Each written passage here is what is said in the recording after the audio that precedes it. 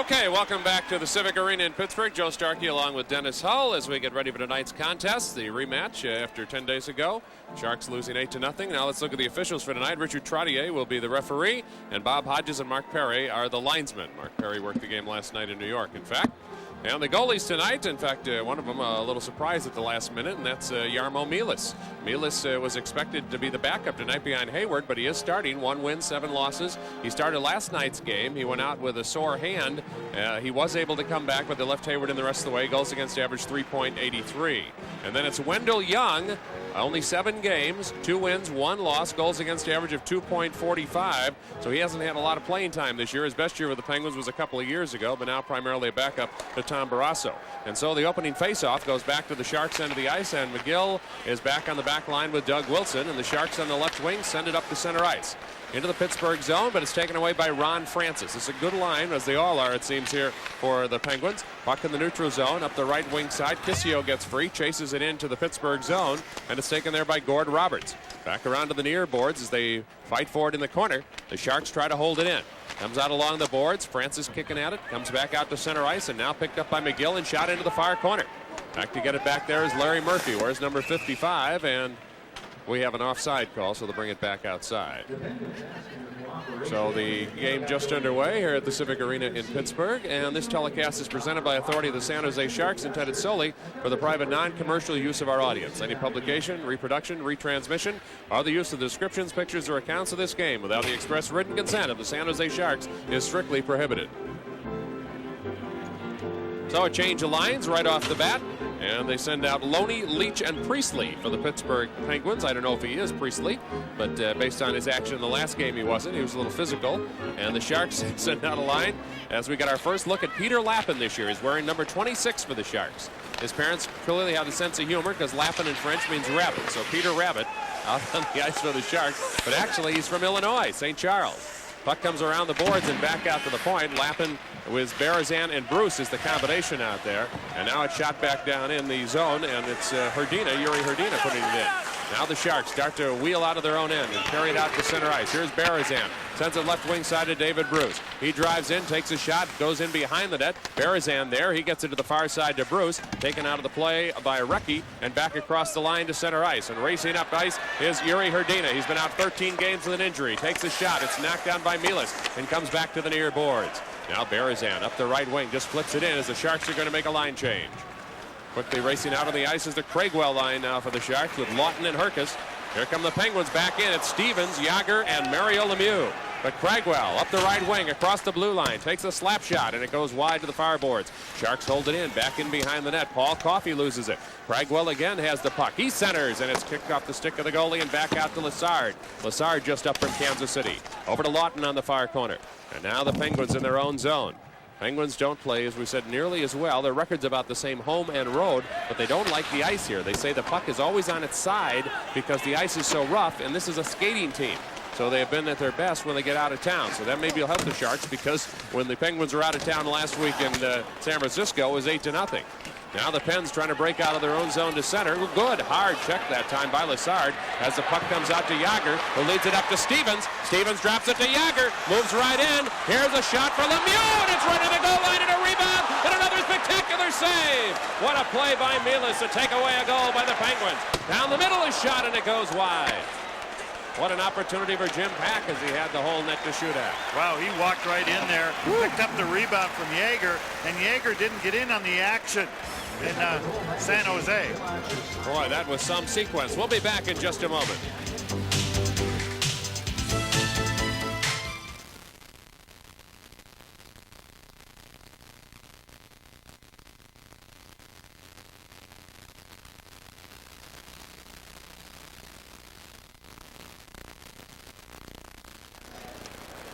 Okay, let's take a look at that again if we can on this replay opportunity here as Yager moves right in and Craigwell trying to get hold of him, and then the shot by Lemieux is almost to the goal line and cleared away, and another chance comes up, and again the Sharks are up to the big defensive play. Well, Yager, who failed to score in that 8-0 game, although he played very well, his line mates did very well, and Yager here is getting a couple of early chances, but the puck was sitting right up there and couldn't drive it past Hayward. And tonight's Nice Moment on Ice is brought to you by Nice and Long's Drugs, who bring you top quality health and beauty aids at great prices. Put your throat on ice with Nice. Now the puck goes down into the Pittsburgh zone. Cleared away into the corner by Young.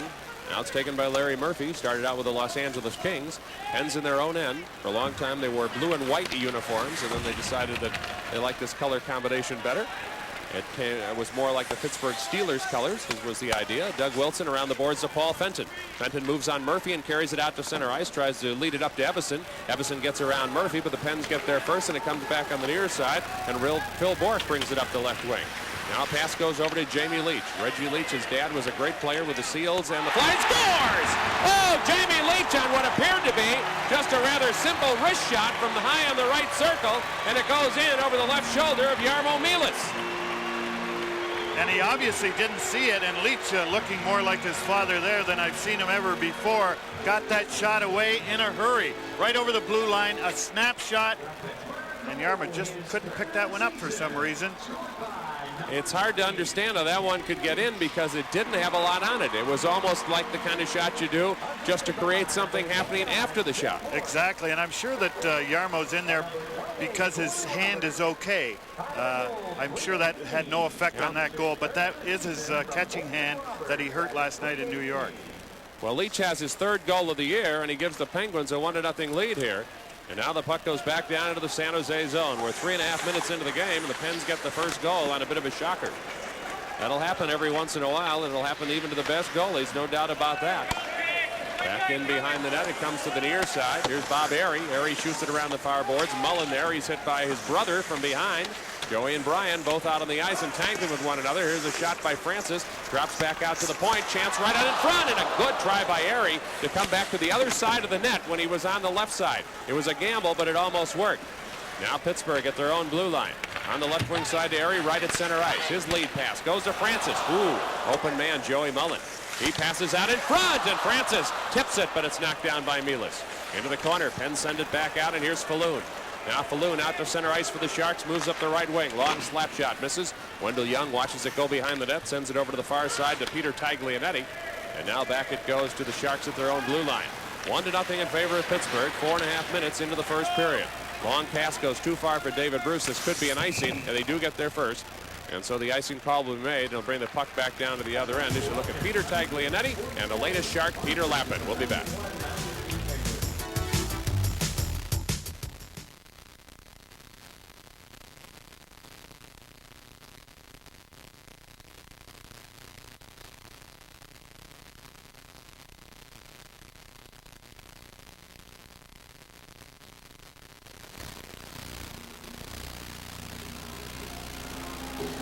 Here's Ron Francis from deep at the right circle with a nice feed out in front. Right, and you know, any other team, this line would be a #1 line, but with Lemieux and Yager and Stevens, they got to play second fiddle, but they can put it in as well. France is such a good stick handler that when he got that pass in front of the net from that right wing pass, it's hard. It's not very often he misses that because he has a real touch around the net. Now the puck stays down to the Sharks' end of the ice and over to the far corner. As Loney tries to get it, the Sharks beat him to it. Trying to clear their own end if they can. Trailing 1-0 in the first period. Pens hold it in. Now it goes out to center ice. Back to get it. Taken for Herdina for Pittsburgh, and he gets it back up to Loney. He loses it to McLeod. Now the puck lost along the near boards. McLeod has already played 22 games for the Sharks, but he spent the last couple of weeks down in Kansas City. Puck back down to the Pittsburgh zone, and it's tied up. We'll have a face-off in the Pittsburgh end of the ice. So far early in the first period, the Sharks and the Penguins here tonight. There's Peter Lappin, just a young player for the Sharks, just coming up, and he's from St. Charles, Illinois. He's 5'11", 181 to St. Lawrence College. In fact, he's been a great minor league goal scorer. He had 48 goals at Salt Lake City in '89 and 45 at Kalamazoo the year after that. So maybe, and 15 down at Kansas City this year. So maybe he just needs a chance. Well, I thought he had a half-decent training camp. He just didn't seem to fit in right away, but I think he'll eventually make it. Look at those shots so far, though. The Pens dominating 6-0 so far. So Berezan on the faceoff, Lappin on the right wing, and linesman says, let's try that one more time here. Civic Arena is just on a hill over downtown Pittsburgh. Beautiful city, right on the Monongahela, the Allegheny, and the Ohio as they come together here. Yes, isn't it, though? And like all the cities we're going to this time of year, it's just great to see all the Christmas decorations. Puck at center ice to Bob McGill. He shoots it down the right wing boards, and it goes in behind the net. Stop there. Berezan tried to get it. He couldn't. It goes to the corner. A shot, and it's gloved by Young, and quickly sends it over to the left side to Troy Loney. Now Loney gets it out to center ice as he gets it to Herdina. Back it comes to Recchi. Recchi's got 8 power play goals. He's been an outstanding player for him so far this year. Back out to center ice and back down to the Pittsburgh end. 14.5 minutes to go, first period. Backing up forward is Paul Stanton, who was born in Boston, 4 years at the University of Wisconsin, and a 2-year All-American. Back to center ice, the Sharks have it. Shoot it back down behind the Pittsburgh net. Knocked down again by Wendell Young. Sharks trying to tie him up in their own zone if they can as it comes to the left side over to Jim Pack. The only player in NHL history born in Seoul, Korea. Here's Recchi, takes a wrist shot. Milas hangs on for the save. Well, it couldn't. So that's a look at Jarmo Milas. It's 1-0 in favor of the Pittsburgh Penguins, and we'll be back.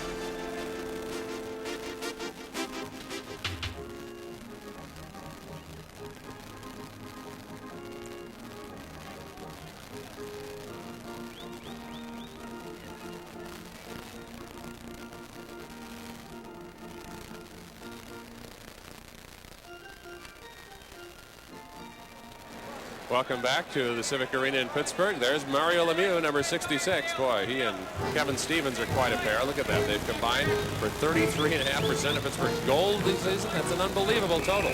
Right now, in fact, they're tied for the league lead in points at 49 apiece. The leading goal scorer is Brett Hull, who we'll see Thursday night in St. Louis. And Dennis will certainly look forward to that visit tomorrow night when he gets out to dinner, and hopefully Brett will pay. He's making more than you are these days. Here's a bounce pass, and Milas catches it. Bouncing puck. You can see that's what the Penguins are talking about. Right. Look how much we've seen that puck bounce here tonight rather than just stay flat on the ice. Back in behind the net, David Williams looking for it, and it comes over to the near boards. Now Williams banks it off the boards to center ice and beyond, down into the Pittsburgh zone. Wendell Young drops it there for Larry Murphy. Larry Murphy ridden into the boards. Sharks keep it in the zone. Craigwell looking for it. Gets by to the near side, but the Sharks hold it in. Good play here. A backhand shot by Herkus. Comes loose over to Jágr. Jágr gets it out to Lemieux. Nice pass. Up the right wing side. In deep to Stevens. Stevens, who had a hat trick against the Sharks last week. Pass out in front. Tipped away, and it comes back out to center ice. Gordy Roberts has to go back and get it. Roberts has seemed to have played this game since it was invented. He's been around so long. Even back to the WHA days when they were the Boston Whalers and not the Hartford Whalers. Now Lemieux at center ice, shoots it back down to the Sharks end. 13 minutes to go, first period. Rick Lessard takes it behind the San Jose net. Starts to skate out from left to right. Out to center ice, a lead pass up to Evason. Puck still loose, and they couldn't quite get there as it's cleared back to center. Now Bob McGill. He gets it up to Jeff Odgers. His backhander goes in. In behind the net, Wendell Young was looking for Coffey. Instead, the Sharks have got him out of the net right now. Puck still loose there. They put it out in front, and there is room, though, for Bourque to clear it out to center. And here come the Pens down the right side. Jamie Leach looking for Bourque. He's knocked off the play by Bob McGill when he had a chance for a pass. Puck stays in the corner. Now back over to the far side to Leach, who's got the goal tonight. Now to Paul Fenton.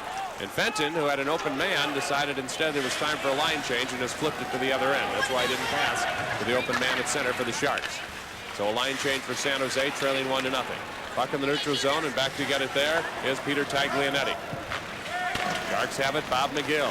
McGill moving up toward his own blue line. Pass on the left wing side. Sharks trying to get it up to Kissio, and he couldn't reach it. Here come the Penguins back, and taken again away by Bob McGill. Left wing side to Mullen. Mullen shoots it in deep for Kissio, races to the goal line, kicks at it with his skate, comes loose, taken by Pack. Pack clears it out to the right wing, and here's Francis breaking at center. The Sharks will have 2 men back. Airy drops it for Francis. Francis loses the puck. Sharks in their own zone. They can't get it out as Francis pushed it farther back in. Now there's some room for Pat Falloon. Falloon up the right wing, sends it to the left wing boards. Mullen racing for it as it goes behind the net. Pittsburgh gets there first, and instead we have a whistle apparently for an offside play. So there'll be a face-off in the neutral zone. We're halfway just about through the first period, and there's your score, and we'll be right back.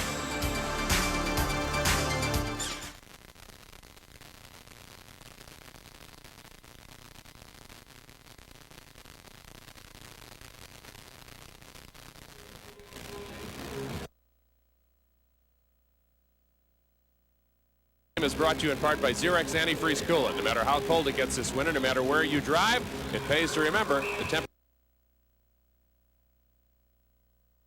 Our old pal Craig Patrick over in the next booth. One of our favorite people. Yeah. Can you imagine being manager of a team in the division you play in is named after a member of your family? That's really incredible. Great. That's right. His grandfather, Lester Patrick.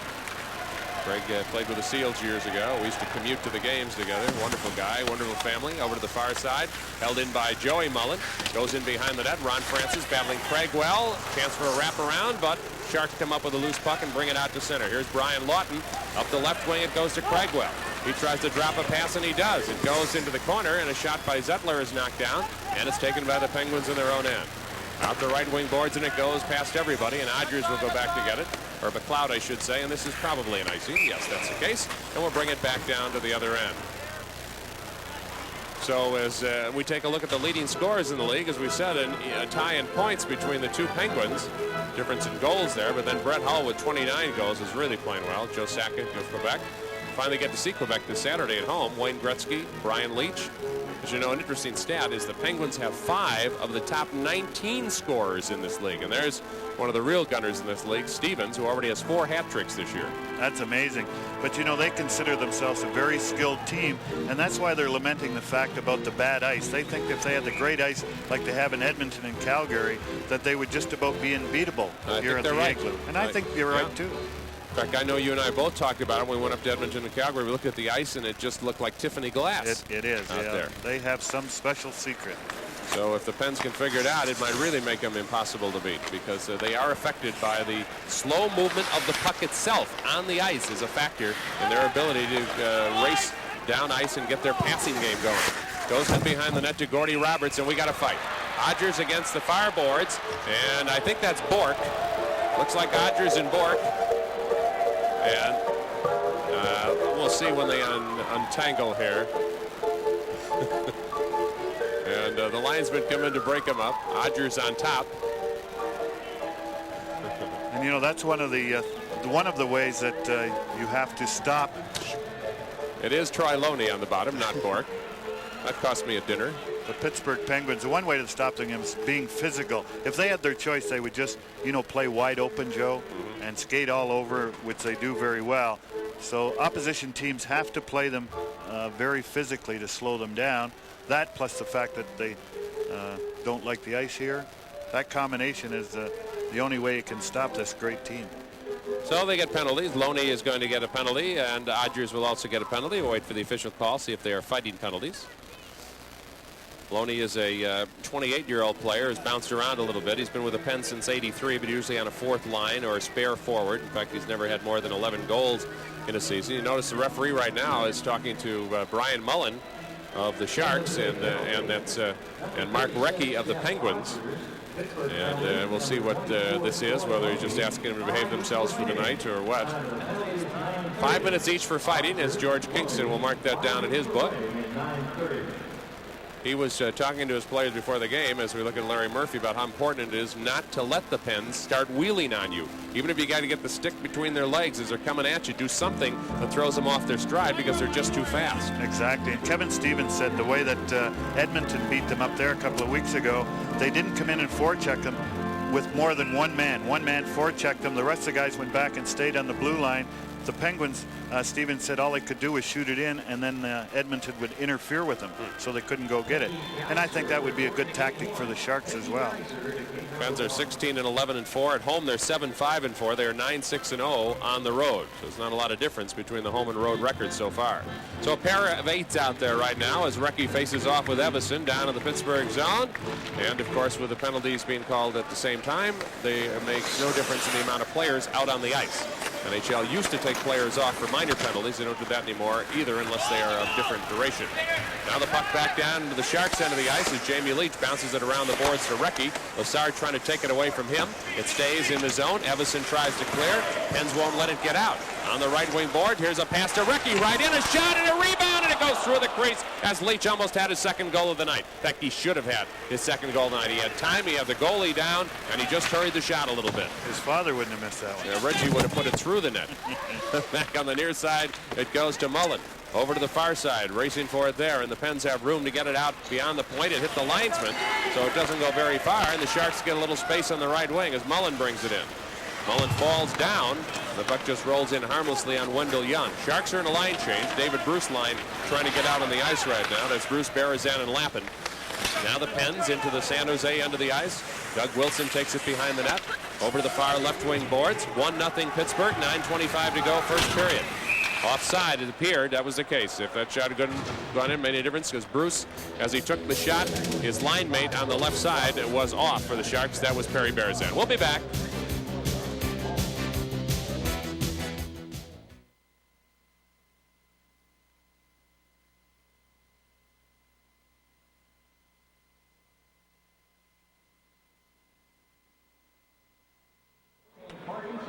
Well, hello to the Bay Area from a local fan here. Action 36 TV. He knows how to get on camera. He's no dummy. Sharks are brought to you, by the way, by Budweiser. The family of Budweiser beers remind you, friends know when to say when. 9:22 to go, first period. It's 1-0 Pittsburgh here in the Igloo.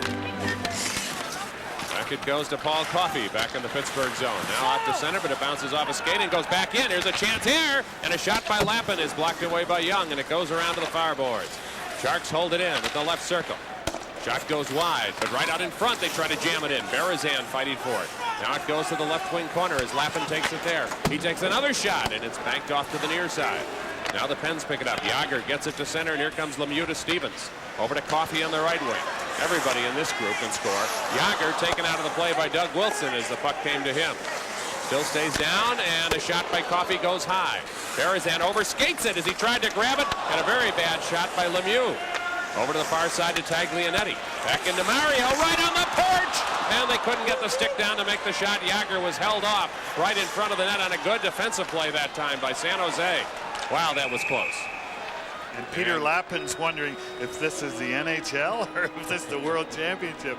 He just gets called up and he's out against the 3 or 4 best in the league. Boy, that's no kidding. Penalty coming up, and we'll be right back at the Igloo.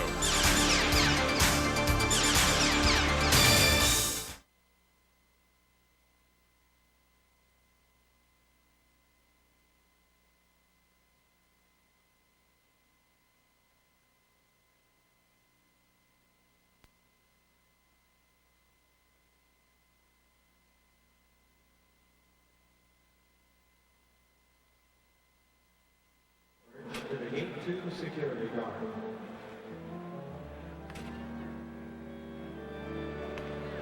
There's Kevin Stevens, 2 minutes for holding. Dennis, the interesting thing about this guy is not only the leading scorer in the league, but he leads the team in penalty minutes as we look at it again. That's very unusual. I'm not sure that's happened very often, maybe once or twice in the history of the National Hockey League. Yeah, unusual statistic. There's your power play stats.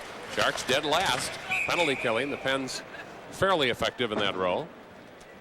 Well, if the Sharks can improve their power play as much as they have their penalty killing over the last couple of weeks, it'll be a real boost for them. Well, that is an amazing stat for an expansion team in penalty killing to go from 22 to 17 in the space now of about maybe 3 weeks. Right. I mean, they've had stretches where they've killed off 30 or 40 at a time, and that's incredible. That's pretty incredible, and especially those 5 against 3s, Joe. That yeah, they seem to have a lot of them. Yeah, that's right. So this is the best line for the Sharks out on the power play. Their most potent offensive group as they have Kissio out there with Mullen and Falloon. And the puck along the boards in the Pittsburgh end, and the Sharks have it there. It goes to Falloon behind the net. He carries it to the left wing corner. He gets it to Kissio. Kissio can't hold it. The Pens clear it to the other end, and the power play is down to 1:35.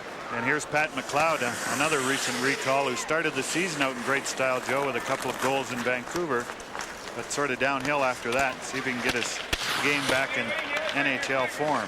One of the things about McLeod, though, he's particularly value in this type of situation. He's very effective as a point man on the power play. So now the Sharks start to break out of their own end with 1:15 remaining in the power play. Up the left wing side, Mullen skates it in, goes into the corner. Larry Murphy tries to take it away from him, but it comes back to the near side to David Williams. In behind the net, Pens intercept, have room to clear only to the point. And it took a bad bounce on Falloon, and look out, here comes Jágr, or I should say Lemieux, right in, backhander, score! Mario Lemieux brings it down, scores a backhand goal that just gets in under the crossbar, and the Penguins take a 2-0 lead. Are you sure anybody can do that? Are you sure he's from this planet? What a great But you know, Joe, they talked about the ice. He got the bounce there from the bad ice. I mean, he shouldn't complain about that. Here they try to bounce it out. Look at that thing bounce, and Pat Falloon can't stop it. And here comes Mr. Pittsburgh Penguin, and watch him hold his knee out to stop that stick from Pat McLeod from getting to him. Goes to his forehand and then to his backhand and straight up in the air. Watch him stick his leg out. Boom. Stop that stick. Over to his backhand. Yarmo's down. Whoop. Up in the attic. What a player. So Pittsburgh leads 2-0 on a shorthanded goal. Oh, a long power shot by Wilson is kicked away. Pens have room to clear it to center. So Lemieux scores. And the Pens on a shorthanded goal double the lead to 2-0. Boy, oh boy. So Lemieux, that's his 21st goal of the year and his third in 2 games against San Jose. Berezan brings it in, drops it back to the point. It's intercepted by Mario, and he leads it up to Bob Harry, who's got a step on Lassard. He breaks in, and he had to be knocked down. There will be a penalty. It was either that or give up another shorthanded goal. So that's going to take care of the power play. In fact, the Pens will get one shortly, and we'll be right back.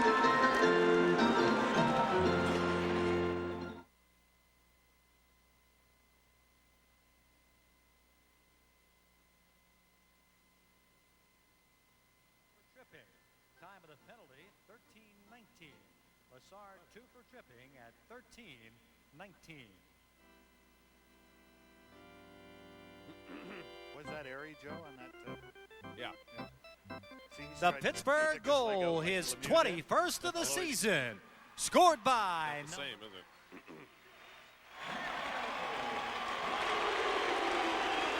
Rick Lassard goes to the penalty box for tripping Bob Airy, but I don't know what else he could have done, frankly. Exactly, and Lemieux made that play too, sending it up here to Airy. But watch Airy try to stick his leg out. See, he sticks his leg out, but Lassard chopped that leg down. Well, Lemieux is just a bigger, stronger guy and just won't go down. In fact, if the fans remember watching our first game against Pittsburgh, how Lemieux scored his first goal with 2 men on him, scored it backhander. Remarkable athlete. So the face-off down to the Shark zone, and the teams are equal for 14 seconds, but then Pittsburgh will have the power play. Puck in behind the net, and here's a man again, and this is Jágr. Jágr gets it out to the near side, and it's taken there by Lawton. Brian Lawton coming along real well for the Sharks in the scoring column. Puck along the near boards, penalty is over, and now it's a power play for the Pittsburgh Penguins. Craigwell, a good man with a stick, shoots it in behind the Pittsburgh net. So he's out there as a penalty killer with Brian Lawton, and also out there to the near side, that's David Williams, Rob Zentler on the far side, number 2. Zentler has the puck now. Zentler shoots it back only to center ice as it hits the linesman. And the Pens will regroup at their own blue line, and Recchi brings it up. We said he's particularly dangerous on the power play. Here's Jágr carrying it right in.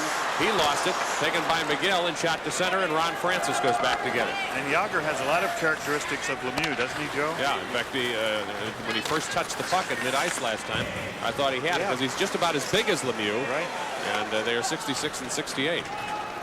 So the puck goes back in behind the net, and the Pens bank it off the near boards of Larry Murphy, but the Sharks doing a good job so far of keeping them bottled up in their own zone as the power play is down to 52 seconds.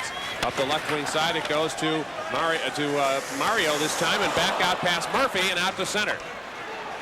Larry Murphy goes back to get it, gets it to Coffey. Coffey in his own zone, the #1 all-time leading defensive scorer in National Hockey League history, passed to the Hall of Fame. On the left wing boards, Lemieux just rides McGill off as he gets it to Recchi. Power play is down to 30 seconds. Back out to the right point. They pass it instead to Mario. Mario circles, sends it behind the net. Here's Recchi. He and McGill fight. Stevens is waiting out on the front porch. Now 2 Penguins get caught behind the net. They've got nobody out in front as it comes out to Murphy. Murphy back over to Coffey. Pass intended for Lemieux. Well read by the Sharks defense that time to intercept it and send it back down to the other end. Well, it's easy to read Coffey because he always looks for Lemieux first, Joe. Always. Makes sense. Now they bring it back in. The power play down to 1 second.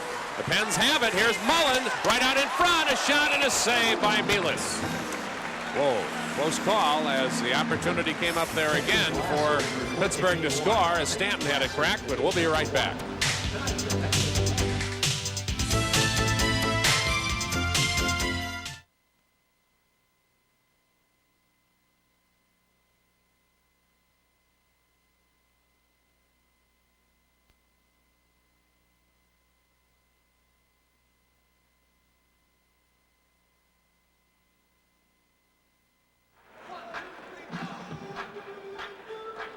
Welcome back to the Igloo in Pittsburgh. It is the Penguins leading by a score of 2-0. The team held for a long time by the DeBartolo family, just sold to Howard Baldwin in a group here.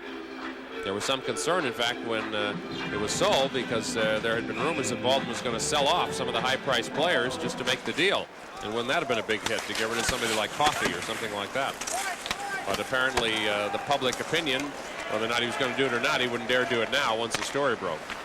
Now the Sharks shoot it down into the Pittsburgh zone. It's down to the goal line. Fired around the far boards of Bob Airy. Airy knocked off the puck by Lappin. Sharks hold it in. Down by a score of 2-0. David Bruce fights for the puck. He's in behind the net there with Pack. Comes loose to Berezan. Berezan along the left wing boards. Gets it back to Bruce. Now here's Lappin, who tries to bring it out in front and can't do it. And it's cleared off to the far corner. Pack fights for it with Berezan. Sharks doing a good job, though, of keeping it down in the Pittsburgh zone. Can't score if you don't keep it in the other guy's end, so that's the way to do it. Down the other end, Francis and Lassard fight for the puck. Odgers gets it.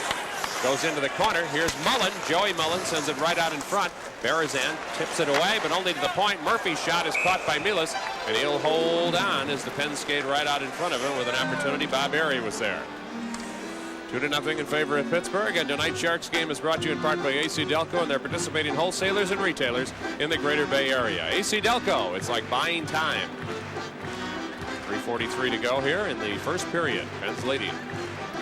2 games in 2 nights is tough. What's even worse is what the Sharks have faced in. It's 3 games in 4 nights, 3,000 miles apart. Exactly, and you can tell that first period in New York, they just weren't into it, but they sure came back strong and put up a great show there. Kisiel on the face-off. He's out against Herdina, and now it goes into the corner. Cleared to the near boards, and the Sharks get the puck. Trying to get out of their own end, and it comes across to center ice. But it's knocked away by Murphy. Murphy over to the far boards, gets it back to Yuri Herdina. Back in behind the net to David Williams. 3:20 to go. We're in the first period. 2-0. Pittsburgh a steal. Herdina with a shot, and Milas makes the save. And I don't think he caught that with his glove. It looked like he caught it almost with his armpit, like he just closed on it. Looked like he trapped it between his arm and his body. But he was real relieved that nothing was broken in his arm and in his wrist area. And he asked me a number of times what it looked like, how he went into the post and how hard he went in. And I had to explain 3 or 4 times that, and he said what I said. He wondered why the post didn't come off, you know, when he ran into the net. And I told him what you said, Joe, where, you know, he hit it so low that there was no leverage to knock the net over. So it could have been a lot worse, so I guess he should be thankful that he's okay. Right. Now here's Leach coming in again on a weak shot that just slides wide. Brian Mullen has it for the Sharks. And they get it out to center ice. Back to get it is Murphy in front of the Penguins net. He comes to the near side. Taken in the neutral zone. Shot back up, and this one goes into the seats.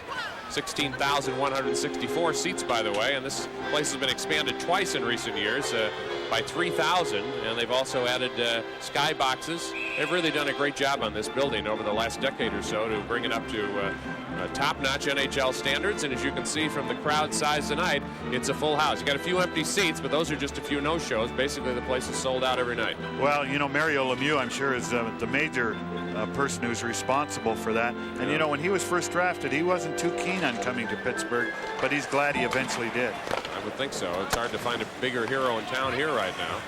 Now that Bobby Bonilla's gone besides, and maybe Barry Bonds soon to follow, who knows. Brian Mullen along the far boards, and he shoots it down to the Pittsburgh end. Facing down for it is Coffey. Coffey around to the near side, and here comes the Pens' big line, and here they come again. Lemieux on the left wing. Beautiful pass to Jágr. Breaks in. Backhander.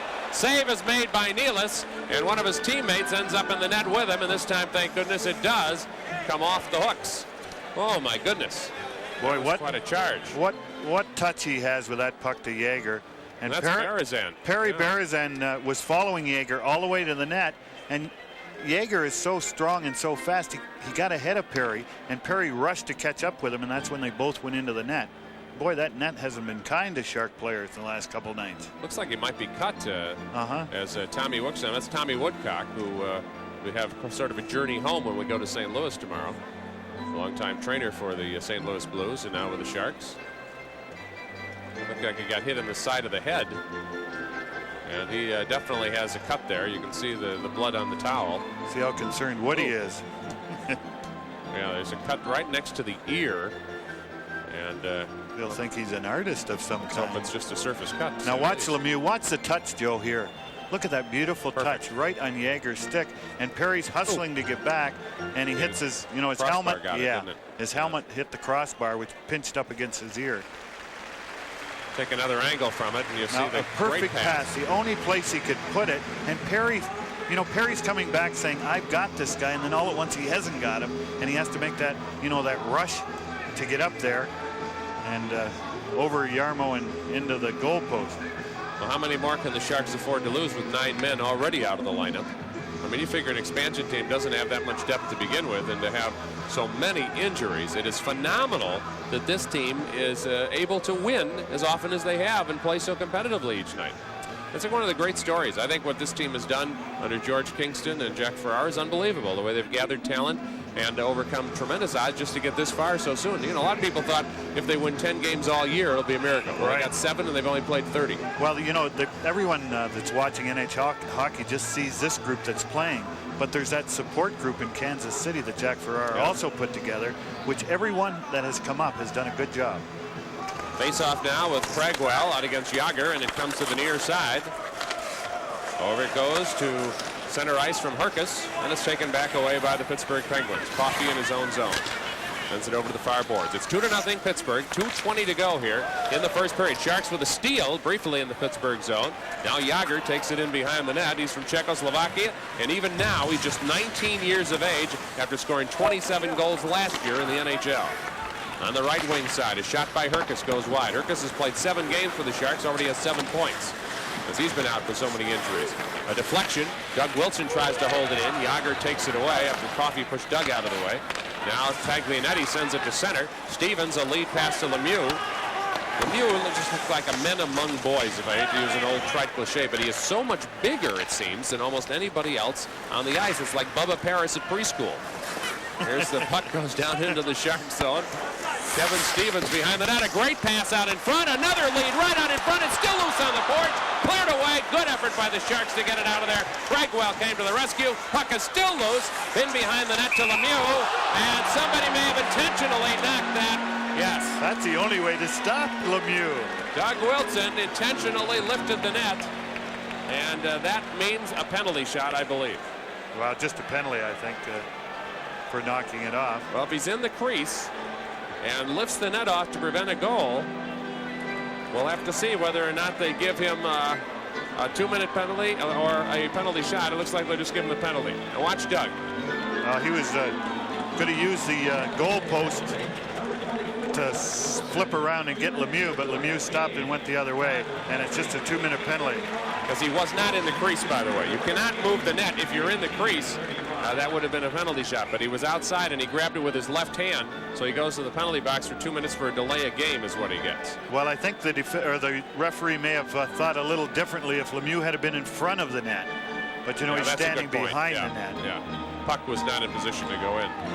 So he gives him instead just a delay of game. He made an unbelievable pass in a crowd to Jaeger right in front. And I mean, he's a magician, Joe. And you know, you talk about man among boys. There's lots of, you know, big guys playing with young or smaller people, but none as talented as Lemieux. So now a power play for Pittsburgh, already leading 2-0. One of their goals was shorthanded. Now they got a chance for a power play goal. But their power play at home has been very, very weak. And there's that rolling puck right there. Yep. Larry Murphy gets it into the corner, and you know that's going to work on them mentally throughout the season too. It's really going to bother their game. Here it comes to Murphy, a slap shot, blocked out in front. Mielis covers up and holds on. And Lemieux seems to have a spot similar to Gretzky's. He stands to the left or to the right of the goaltender and right by the face-off spot, away from the crowd in front. And when Coffey's out there in the power play, and I'm surprised he's not out there, I guess he just finished his shift.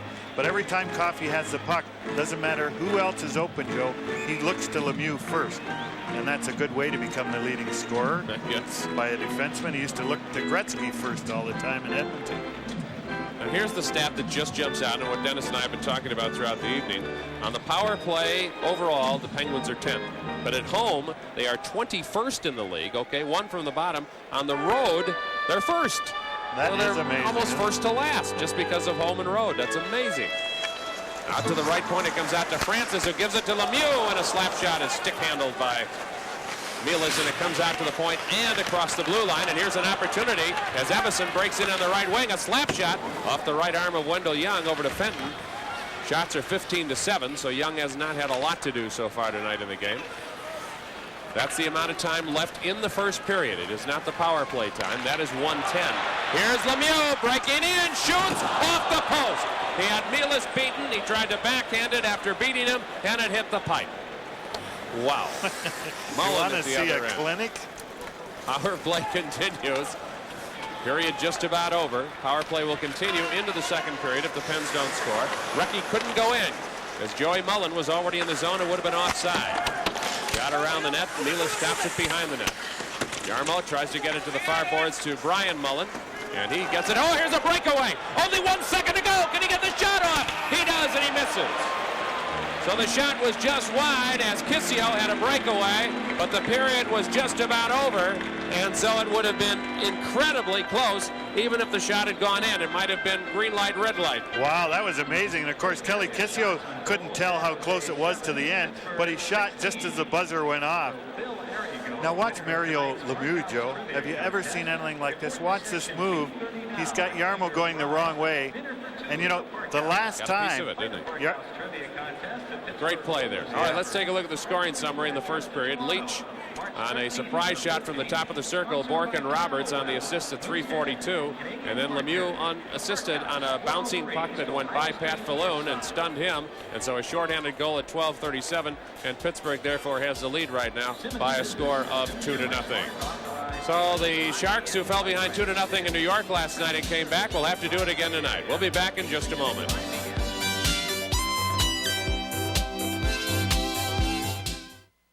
Brought to you by Chevron, high-quality gasolines with Techroline. So we're going to look at the 2 goals that the Penguins scored in the first period, Dennis, and here's the first one by Mr. Leach. Well, it doesn't look like a dangerous shot. He got the shot away in a hurry and seemed to get on top of Jarmo in a hurry, and it's in the net.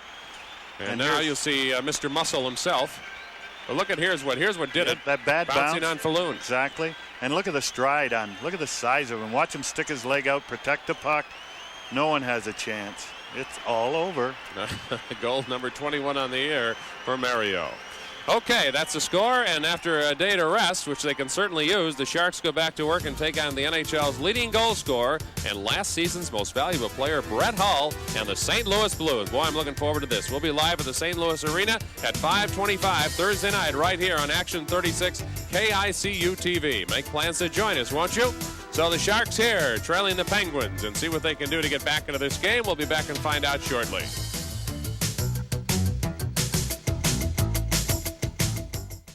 Sharks against the Penguins, and remember there is a power play working for 35 seconds as Doug Wilson is in the penalty box. And there's your first period statistics.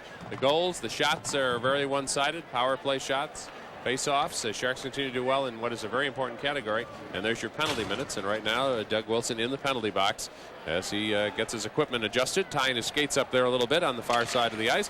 And now the draw comes off to the Pens, so they will have a little time here to work and get a power play going as Larry Murphy has it on the right side. And they bring it up and carry it into the zone, and Stevens sends it back over to Lemieux. Lemieux back out to Coffey. Slap shot kicked away by Milas. Far boards over to Lemieux. Lemieux at the left wing circle. Murphy breaking free on the right wing, and I think they were looking to pass it to him, Joey Mullen, but it was intercepted and sent down the other end by the Sharks, and so the power play is down to under 10 seconds. So this will be the last rush for Pittsburgh. They'll have to hurry up ice. A lead pass comes up on the right wing to Stevens. Stevens brings it in, drops it, shot and a goal. Joey Mullen scores, and it's 3-0 Pittsburgh.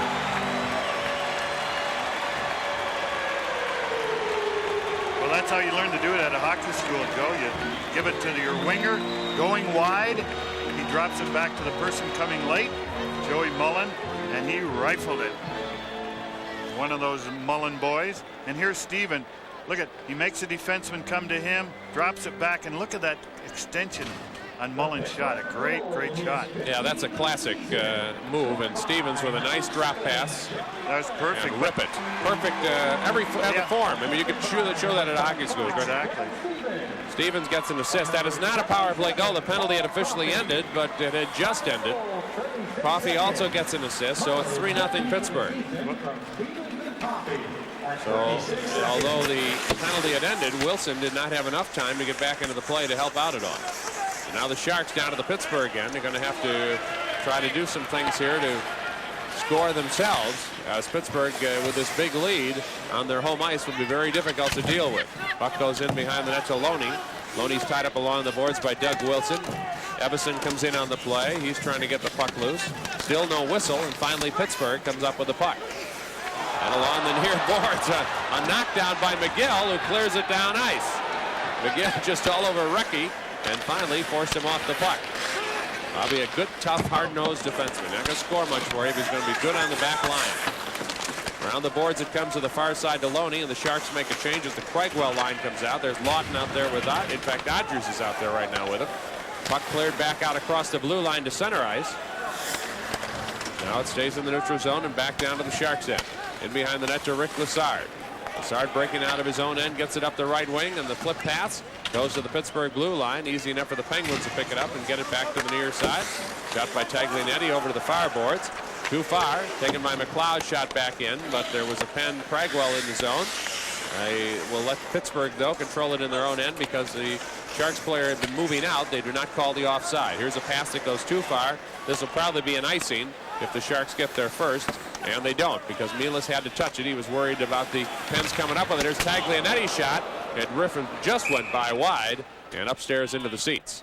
17:42 to go here in the second period, and it's a 3-0 lead for the Pittsburgh Penguins.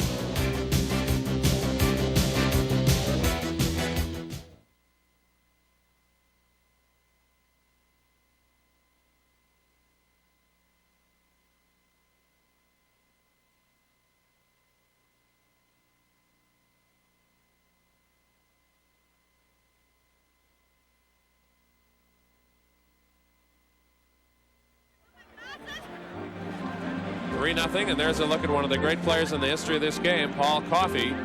He right now is the #2 scorer among defensemen behind Brian Leach, who got that extra point last night, much to the dismay of the Sharks in overtime. But Coffey, the #1 all-time scorer in the history of the NHL. By the way, Joey Mullen's goal is his 15th of the year with 21 assists. Here's a guy who's had 5 years over 40 goals. He had 51 at Calgary in '89, and you wonder how a guy like that ever gets traded. 2 Lady Byng trophies. Right, he's won just about everything. But you know, he's unique in another way, Joe. He's the only player ever to score 20 goals in the International League and 20 goals in the NHL in the same year. And this guy scored 40 goals and 49 goals as a defenseman. What a great player he is. He's a little suspect defensively, but his speed makes up for a lot of his mistakes. So do 1,100 career points has somewhat of an impact. That'll do it. Craigswell on the left wing, and it's taken away by the Pens, and Mullen sends it to center ice. It's knocked down by McLeod, taken away by the Sharks, up to Lawton. He tips it into the zone. Bryant's playing very well now that he's back in the lineup. 6 goals and 4 assists. Sharks at their own blue line. A lead pass for Lawton goes behind him. And if the Pens get there, we'll have an icing. Coffey does, and they'll bring it back down to the other end with 17:06 to go here in the second period. We haven't talked at all tonight about Scotty Bowman, the wonderful coach of the Pens, who had, of course, take over on an interim basis because of Bob Johnson's illness and unfortunate death. There's Scotty, the #1 all-time leading coach in the history of the National Hockey League. He's got nothing left to prove, and he's even told me that he's not even sure he's going to keep the job all season. There's a possibility that he would, if they can find somebody as the year goes on, get somebody else in there. But boy, is he a strategist. Does he know this game? Yeah, I had a chance to play for him in a couple of All-Star games. A real treat to play for him. And he's such a great guy and great hockey fan. Oh, yeah. He just loves the game. He'll watch him on tapes, and even if it didn't mean anything to him, he'd be watching him. An update on Berezan. He got stitches near his left ear, but he is able to play. But he does have stitches from that run-in with the goalpost.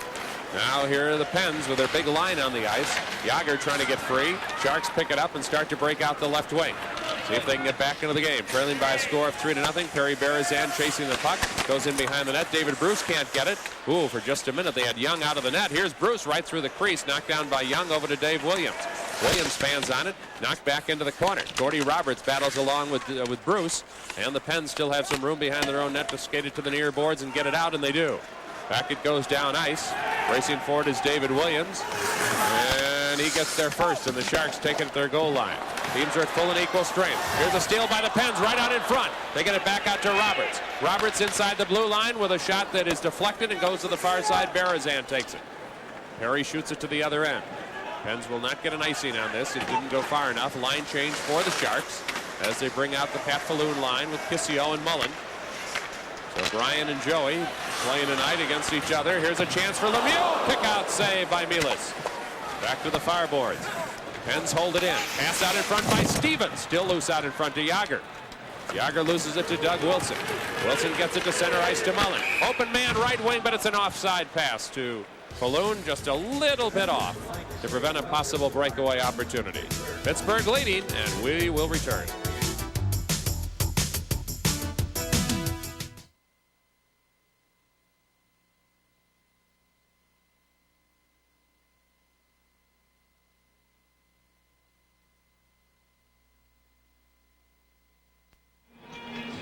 Welcome back. Pittsburgh leading by a score of 3-0. The Sharks are brought to you by Bally's Reno Casino Resort. From superstar entertainment to sizzling Nevada-style excitement, it's all waiting for you at Reno's biggest city, Bally's.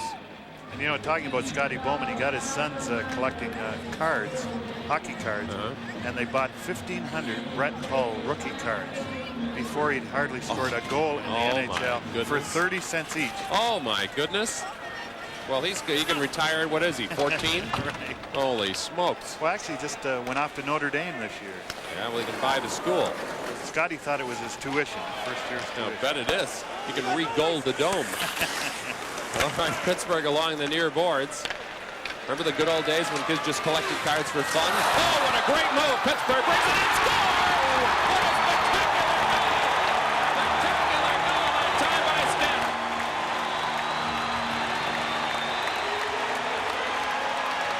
Bob Airy gets the goal on one of the great moves you will ever see, as he had remarkable skating ability to break through and get that shot away.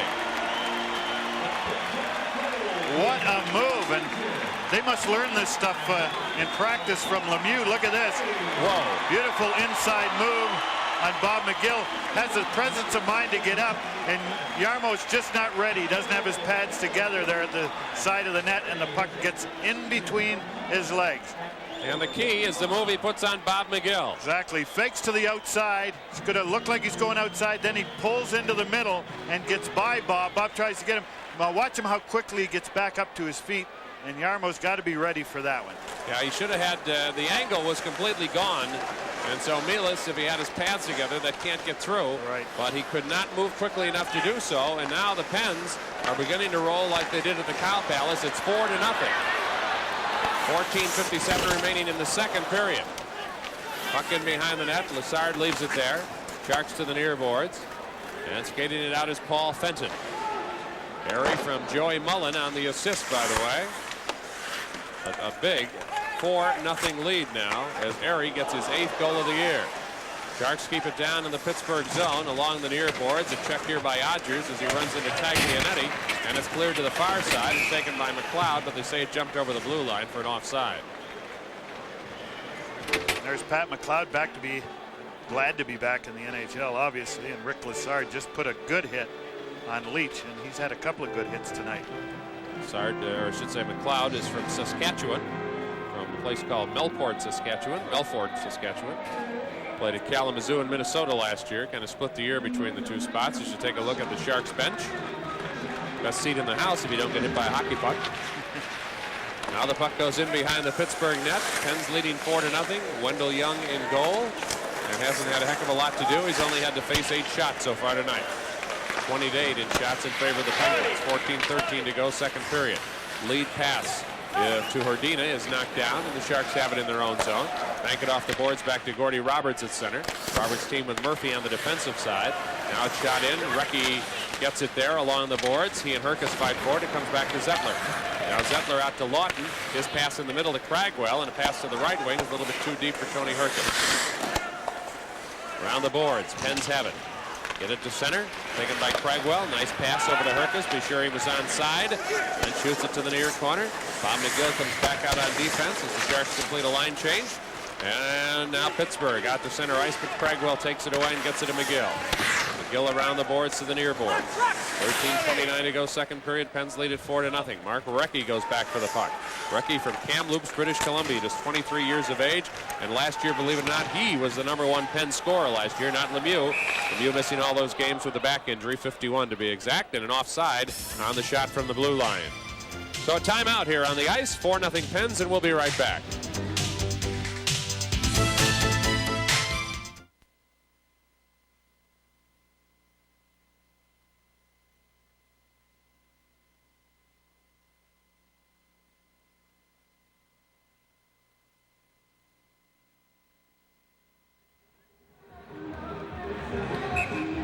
Okay, welcome back to Pittsburgh.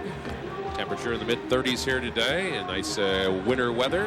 Christmas festivities all over, Christmas trees and people shopping, and just a lovely, lovely day here in Pittsburgh, Pennsylvania. There's a pawn shop on a corner in Pittsburgh, Pennsylvania. Did you ever know that, Dennis? Doug Wilson with a puck. Could have used it. Here's David Bruce up the left wing. Puck goes down to the Pittsburgh zone and just barely offside as Berezan was behind the line as the puck came out across. So we'll try it again from the neutral zone. Barry Berezan. I think he's a very impressive young player. And there's the cut on his ear. You can see the work they've done on it there. Ooh, looks nasty now, though, doesn't it? Sure does. My goodness. Bad place to get a cut. Pardon? Yeah, pardon. What'd you say? That's like before the game. I told, I'll give you this in a minute. Puck goes back down into the Sharks' end of the ice, and the Pens have it there, and it goes to center. Taken by Doug Wilson. He can't quite hang on to it. And they go back in as Pack takes it. Berezan, Lappin look for it. They can't get it. Now Doug Wilson, open man on the right wing. There's a chance for Berezan to Bruce. Here's a rebound, a shot, and a great save by Wendell Young on the follow-up by Wilson. Tough break. Sharks almost had one. Back down the other way. Here comes Lemieux. Wonderful goal mouth pass. Stevens couldn't get it in. Close call. Now again out in front and a save by Milas, and it goes to Berezan, who flips it to center ice, and down it goes. And Peter Lappin just about had his first Shark goal, Joe. He was point blank right in the slot. Couldn't get it by Stevens. Yeah, I remember that. I'm sure that he didn't get it. Now the Sharks break to center with 12 minutes to go in the second period, trailing 4-0. Long shot on Young is kicked to the near boards. Now Lassard puts one on just wide of the net. Over to Brian Mullen. Mullen turnaround shot. Penn's defense there to clear it back as Taglianetti gets it to center. And now it comes up to the Sharks blue line, and Lemieux to Coffey, and a shot and a save. Pens almost seem to be able to move in at will sometimes with this line. Here's Pat Falloon breaking in. They switch, they pass, and it's knocked down. Mullen's shot didn't have much on it. Coffey clears it to center, goes too far for Joey Mullen. Sharks go back to get it. Lassard touches it. They'll bring it back to the other side for icing. 11.5 minutes to go, second period. As you look at Rick Lassard, there's your score. We'll be back.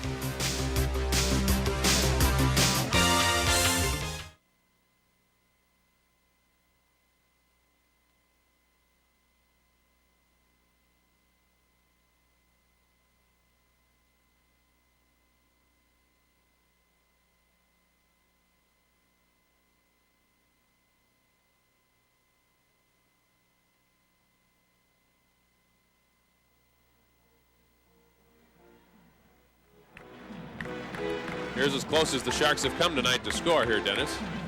Take a look at this. Well, the puck bounces right out, and Peter Lappin is right there. That's why he scored so many goals in different places.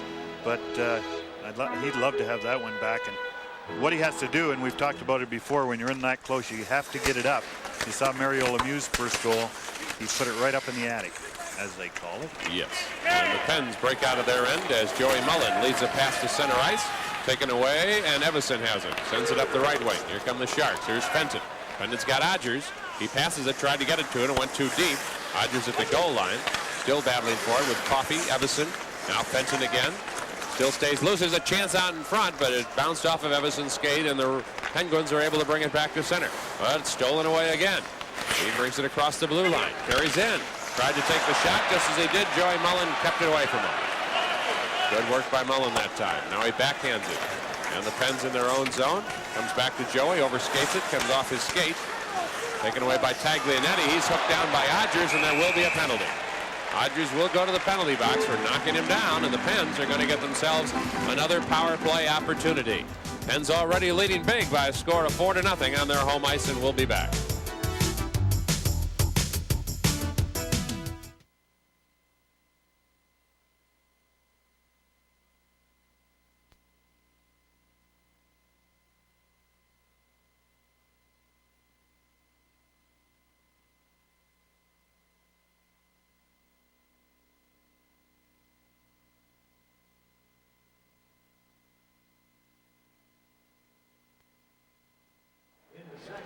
There's your penalty. Odger's in the penalty box. We're going to take a look at the last sequence that occurred here in just a moment. Well, I think these guys are a little frustrated. They had a couple of chances, a couple of 2-on-1s, and nothing clicked, and they just want to get that puck back, and of course that's not the way to get it. And here's Joey Mullen. Aha. Well done. That's what happens when those slap shots, when you bring it back like that in a crowded area. Yep. And you know, Joey Mullins sometimes could use his voice to trick the Sharks. I've heard that happen with brothers calling for the puck, and you sound like the other guy. So that's a good idea. Around the boards, it comes out to the left point. Coffey holds it in. He gets it back over to the right side. It's shot in softly and goes in behind the net now to Recchi. Recchi's got Yager on the right wing. It comes back out instead though to Coffey. Coffey back over and back out. Oh, just tipped away as it got by Paul Stanton. Stanton, though, keeps it in the zone. Sharks almost got it out. Yager gets it in deep to Recchi, right out in front, and another goal by Mr. Lemieux. Wow. And that's pretty bad, Joe, when you don't even celebrate after scoring. That's right.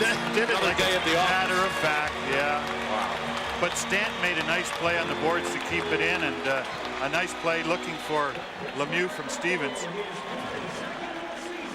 Lemieux now has 4 goals against the Sharks. Let's look at it. Yeah. There's Yager into Recchi, right out in front to Lemieux. There it's in the net. Ho hum. Nothing to it, huh? Nothing to it. Here's Recchi. They're obviously in the middle of a line change, and Recchi and Stanton are out there with Lemieux. Sure, they'd love to play with him a little more often. Well, it's 5-0. So you got 13 goals in less than 2 games for Pittsburgh against the Sharks, and the Sharks have not yet scored. Bragwell at center ice. You know, I had to, just watching him play at the Cow Palace, I had the feeling if there's any team in this league that'll be difficult for San Jose to handle, it'll be Pittsburgh because of their size. Here's a shot by Lawton. And an easy save by Young, who just holds on. Because it's clear that the way they played against so many good teams, that as long as they're not physically overmatched, they can stay with them. But here, just the sheer size of this team is causing a problem because the Sharks generally are a small team. Exactly, Joe. And, you know, we talked about it before about how you play well in your own division, and the Sharks have certainly done that, 4-4-2 in their last 10 games. But, you know, the people in this division, the Patrick division, play very well against the Pittsburgh Penguins, and it's amazing that any team can beat these Penguins. Oh, that's right. They seem to have so much talent. Now it goes to the fireboards to Loney in his own zone. He gets it out to center, a little bit too deep for Herdina, and back to get it is Cragwell. Cragwell back in the Sharks' end of the ice, goes all the way back to the goal line, sends it up the left wing side, and it's taken away, and a shot by Murphy, covering up is Mielis. But if you're going to play against a team 7 or 8 times during the year, which you have to do in each of your division, you better find a way of stopping them. And obviously, you know, Washington has. The New York Rangers play them tough. So it's not a walkover for the Pittsburgh Penguins every night.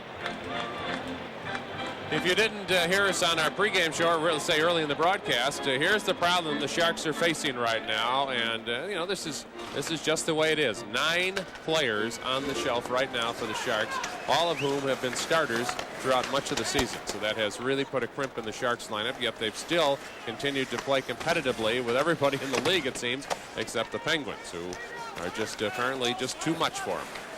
And Pittsburgh now behind their own net, get it to Loney. Loney battling there with Pat McLeod. Loney trying to walk right in on Mielis, goes through the crease. Net almost came off. Loney again kicks it out to the side. Sharks try to bank it off the boards, can't do it. Stays in behind the net. Knocked down there. Here's Recchi right out in front. He scores. And I got a hunch they're going to have to give Mielis the night off pretty soon, or he's just going to be just ripped by this game. They might have to just bring Hayward in just to give him not to be psychologically destroyed by what's happening here. Well, it looks like a jailbreak now. Everyone wants to get in the action. But what they missed, Joe, is the strength of a Neil Wilkinson and a Jason Moore to stop these guys from walking out in front. Look at that. And Recchi just wheels right out in front of the net. In fact, I thought that was the most telling thing about entering this game, was to see Wilkinson, Moore, and Hammond all out, because they're the 3 big defensemen for the Sharks. And so you take away that, and that really makes a difference. And Dale Craigwell has been burnt a couple of times, Joe, with players walking out from behind the net. Minnesota. Yeah, he's a small player. Right. And he's a role player, but right now because of injuries, he's forced into a bigger role that he Exactly. really can't handle physically. Well, he needs some help, behind the net. The players have to protect those guys from walking out right near the net, and that's happening a lot lately. Yeah. They're chasing them behind the net, and of course they're walking right out, and there's no one out there to stop them. Somebody has to be in front to sort of be the traffic cop so they can't walk out from behind that net. Gissio behind the Pittsburgh net tries to get it out to Mullen. He can't do it. And you saw Pack there stop him right at the corner of the net. Loney got the assist on Recky's goal. Here come the Pens again, dropping in, and they just missed scoring another one. Boy, that went right behind Milas. Back out to the right point, held in by Pittsburgh, goes back in behind the net. Pens just continue to swarm. Stevens couldn't get it out in front. Sharks get it. Now clearing it up is here's Falloon. Falloon trying to get around the defender, and it's offside. Oh, wait a minute, we got a fight. Zettler. Zettler wants to fight Lemieux, huh? That's one way of getting him off the ice. Rob, may I recommend that you don't pursue that any further? Or he won't be able to do anything but eat through a straw on the plane ride to St. Louis. We'll be back in just a minute.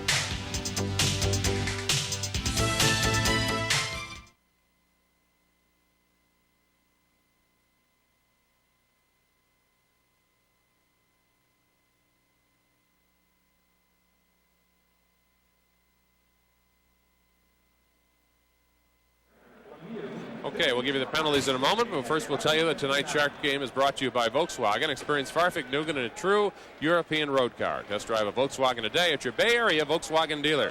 Farfig-Nugan is what makes a car a Volkswagen. 2 minutes each for high sticking on Lemieux and Zettler, so at least we get Lemieux off the ice for a couple of minutes. Exactly. But Lemieux usually lets his goals and assists do his talking and lets other guys do the rough stuff. He doesn't get involved very often. And Rob Zettler, Lemieux is just trying to impede Rob's progress up the ice with, put a stick in front of him. And Rob is frustrated already with the score, so he took exception to that. Yuri Hrdina on the face-off for the Penguins. They've got Jagr out on the right wing and Stevens on the left, so they're using Hrdina right now and replacing Lemieux. And the Pens with the puck breaking out of their own zone, carry it to center. And here comes Jagr, long hair flowing. He's knocked down off the puck. Puck stays underneath the two players as he tangles with McGill. A pass out in front, bounces off a Wilson stick. Wilson trying to clear it. Here's a backhander and another goal. They just keep on coming. This time Stevens got the backhander. They just won't give up when that puck's loose, Joe. They're just on it all the time. And, with no relief, and they just don't let up. And there was a good case right there where they just kept jumping on the puck and jumping on the player with the puck, knocked it loose. It finally, here's Doug Wilson, got it. Jagr tied up for a minute. And then it goes to the right of Jarmo. Yeah, and that's Hrdina, I think, got that, Hrdina. actually. I think I called Stevens Hrdina.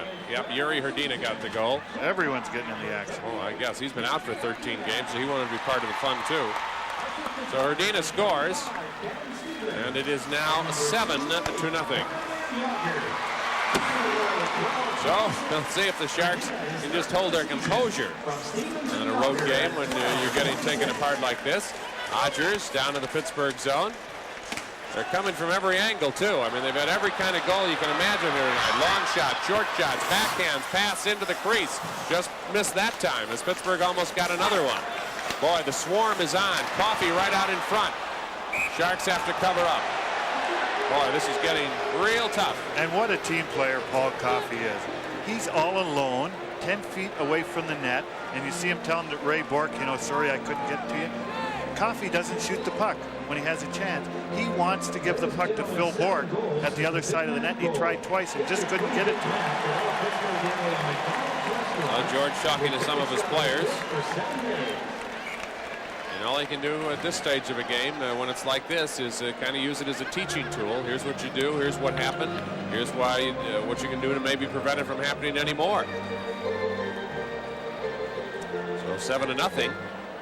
And the face-off down in the Sharks' end of the ice. There are still 7 minutes to go. Oh, no. Look at that. Holy smokes, a deflected shot in. As Murphy hits it from the point, it's now 8-0. Uncle. Brian Hayward is looking back at Kingston right now saying, well, am I next or not here? Because this gets real tough for one goalie to have to deal with. Well, Priestley won the draw directly back to Murphy. And you know those faceoffs, Joe, it doesn't matter if it's 7-0 or 2-1, they're still important. And Craigwell loses the faceoff and it's tipped. You can't blame Yarmo for that one. Not much chance when they're tipped. That was going glove high and then it was tipped straight down. But it's 8-0 Pittsburgh, the same score as last week. But on the other hand, last week the 8th goal didn't come till in the 3rd period. Here we've still got 6.5 to go in the 2nd period. Now the Sharks skated up. Here's Herkus trying to get through the defense. Can't do it. Gordy Roberts knocks him down. Taken by Jamie Leach, who started this thing in the 1st period with a long goal. Another opportunity, and a shot got it away anyhow, as Priestley, almost falling down, was able to get a shot away. Now the Sharks out of their own end to center. Taken now by Lassard. Lassard's thinking Kansas City wasn't such a bad place. Well, the referee let him get away with one there. Yeah, that's right. I showed him a little mercy. I think there might be a little more of that as we go along now. And, you know, Scotty Bowman will not try to pour it on, but what do you do? I mean, it's a hockey game. You can't send everybody home. Here's the shot behind the net by Airy. It goes to the far boards. Joey Mullen holds it in to Ron Francis. You got some of these guys on the Pens who maybe haven't been scoring all that much, thinking they can join the party as it goes along. Out in front to David Bruce. Bruce up the right wing. Sharks try to get it to center, can't do it.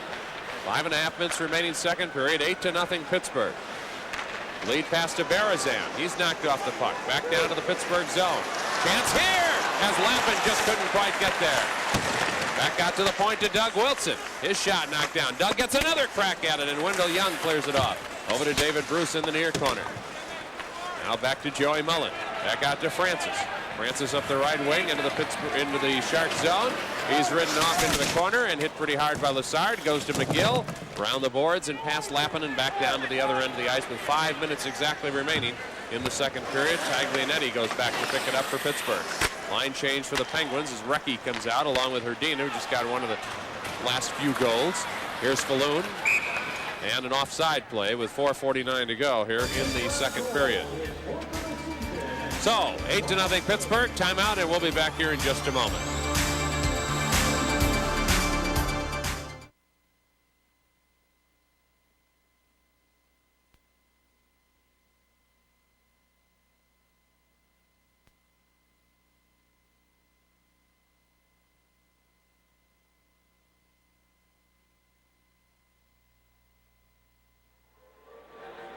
Okay, welcome back to Pittsburgh, and the Sharks are brought to you in part by Bud Light. If you want the great taste of Bud Light, you got to make the best call of the night. As for Bud Light, because everything else is just delight. So, the worst game of the year that the Sharks have had to endure, I believe, was 9-0, if I can remember, in New Jersey.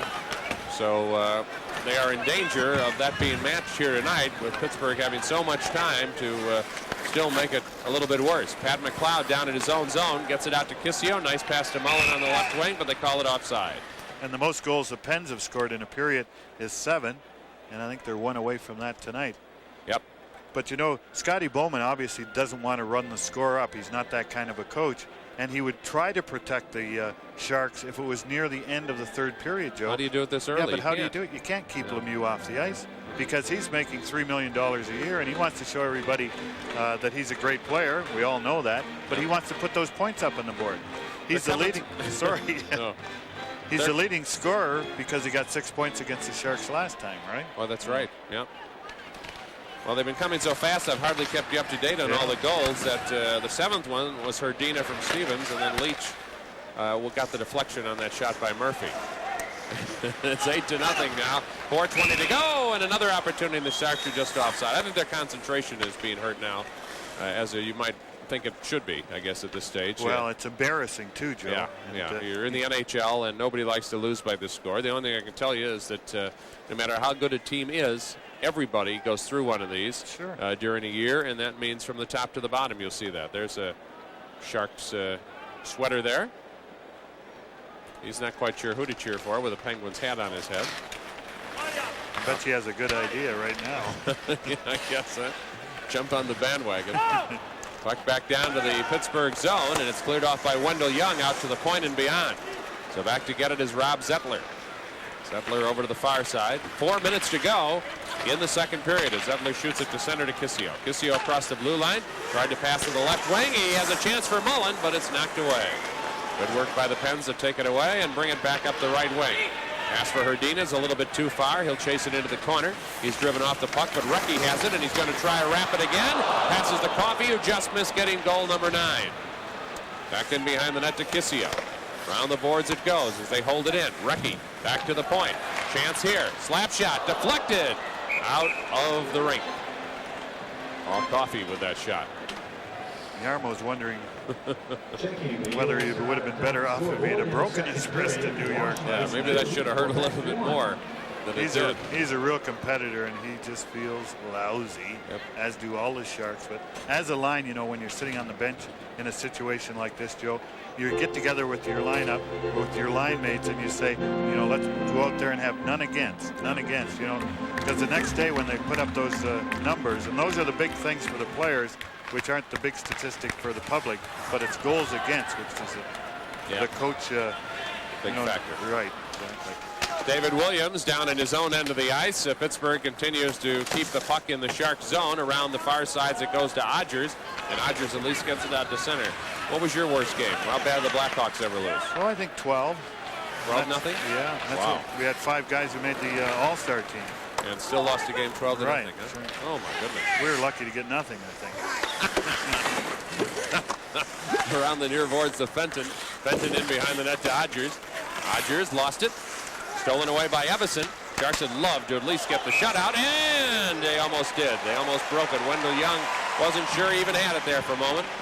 When a goalie looks back in the net, he almost is afraid to look sometimes to see if maybe it's in there. But that's another thing the Sharks can look forward to, trying to break the shutout. Guys, teams don't like to be shut out. He caught it right in his pads and didn't even know it. So Young's got a chance at a shutout here. The shots are 31-17 with just 2:48 to go in the second period as you look at Mr. Odgers. And Odgers, Fenton, and Everson have been together for quite a while, and they've played very well defensively, although they haven't put much on the board lately, Joe. That's right. They were scoring for a while. Here's Lassard from the point, just misses wide. Goes around to Odgers on the right wing boards. He shoots it behind the net. Chasing it down there. It comes back out to the near side to Lassard, who holds it in. Gets it out in front. Fenton with a chance for a goal, and a great save by Young that time. That one looked like for a moment it had him beat, and to get the stick on the mid-air stop was really special. Now it goes to the far side, and it's taken away by Lemieux and out to center. So the Sharks took a run at it, but didn't get it, and here they come again, and a shot to goal.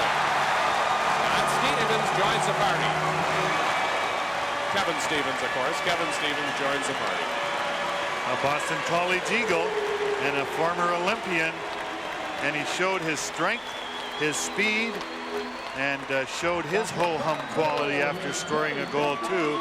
They're just simply amazing, Joe. And you'll see Bob McGill here trying to get to him, and again Stevens has the speed to get wide. It's in between Jarmo's legs again, and it's in and out before the goal light went on. Well, we will go into morning meditation, just giving the goals after this game. But Stevens just gotten better and better. He started out 5, 12, 29, 40, and now he's got 25 already. Well, 7 in a period is the most the Penguins have ever gotten, and they just matched it. They've still got 2 minutes to make it worse. And the Sharks have never given up this many in a period. The previous had been 6 against, you're right, Pittsburgh. They got 6 against him last week. The Penguins have 17 goals in 5 periods against the Sharks this year. They'll be inviting them all to dinner. Here's David Williams with a shot deflected off into the corner. Turkus looking for it. He can't get it. Pittsburgh does. Ron Francis banks it out to center. Doug Wilson skated off the puck. Pittsburgh comes back in again. It's a feeding frenzy right now for the Penguins. Oh my, that's it. I really think, in fairness to Mielis, you should let him get out of it. In fact, he's walking to the bench. Well, he broke his stick over the top of the net. I think he should be let out. I don't like what's happening to Jarmo here, and I think he's being shattered by this. It is now 10-0, and so maybe they'll keep with him through this period, but I would like to think he would not have to go through the third. Well, you would hope not, but is Brian Hayward okay? That's a good point, though. You're right. I mean, there's been no indication, and certainly George Kingston isn't a coach to let someone suffer like that for sure. And that's the first time we've seen a double digit up there, Joe. Yep. First for everything. And Joey Mullen made a couple of neat plays on the way to that goal. Knocked it out of the air at center ice and then made a backwards pass to Airy to start the play off. He's quite a player. Somebody sees the score in the paper tomorrow. They think the Steelers had a game. It's 10-0. And Airy's second goal of the night is 9th of the year. So the carnage continues. And here's Young making a save on a deflected puck and holds on with 1:13 to go in the second period. I don't know if anybody, though, you have to go back a long way to find any game where anybody's had a 10-0 lead after 2 periods. Boy, oh boy. Well, you go into the locker room now, Dennis. What is Kingston going to say? What can you do? Well, I think he should make a joke of it and try lighten it up. Lighten it up. Yeah. Tell him to keep it under 20. See if they can keep him, two touchdowns, unconverted touchdowns. Don't let him get those, 3 converted touchdowns. But he has to lighten them up. They have to relax because right now they're tight as a drum. Oh boy, I'll bet. Huh? And they don't. They're afraid to go out on the ice now because everything bad that can happen has happened. Yep. So they just got to relax a little bit and have some fun with it. So here's Jamie Leach, who started the carnage in the first period with a goal. Up the right wing side, bringing it in is Phil Bourque. He wants part of the action. That one hit the crossbar, may have been in. No indication they're going to stop anything for a replay, but I thought it got under the crossbar and just didn't merely hit it, but actually slid underneath it. Here's a chance for the Sharks at the other end, and Young blocks it away. Perkus behind the net, right out in front, and Zettler had a chance to get him on the scoreboard, couldn't do it. Now McLeod, as you watch the period running down, much to the delight of San Jose. Over to the near side it comes again, and it's sent down the ice by Jamie Leach, and the Sharks back up for it. Taken by McLeod over to the right wing. At the red line, lead pass for Kissio. Period just about over. Nobody on the Sharks will complain one bit if that clock runs any faster. Stays down in the zone. Under 10 seconds to go. Tied up along the boards. Recchi comes in on it. Sharks still kicking away. Mullen, Kissio. Back in again into the corner, and that's going to do it. So an 8-goal period by the Pittsburgh Penguins has opened up a 10-0 lead, and Jarmo Milas gets off the ice in a hurry, as he has to be really distraught over this. A goalie takes this personal, even if it isn't his fault, and he's really going to have a tough time with it. So we'll see Brian Hayward if he goes in the third period or not. He's got to think about that possibility. So here we go. Are you ready for this? This is going to be like reading Gone with the Wind. Mullen from Stevens and Coffey. That makes it 3-0 at 36 seconds. Airy from Mullen at 4:45. Now it's 4-0. Here's another pair. Lemieux from Recchi and Yager. Power play goal at 9:56. Recchi from Loney at 11:15. It is now 6-0. Herdina makes it 7 from Stevens and Yager. Leach makes it 8 from Murphy and Priestley. Stevens again. Lemieux 17:04. Airy again. Mullen and Francis. And that's enough. That's enough. 10-0 at the end of 2 periods of play. So it's a long night in Pittsburgh for the San Jose Sharks. And the Penguins will be thinking, how can they get that point total up a little bit higher? Maybe get those bonuses. We'll be back in a moment.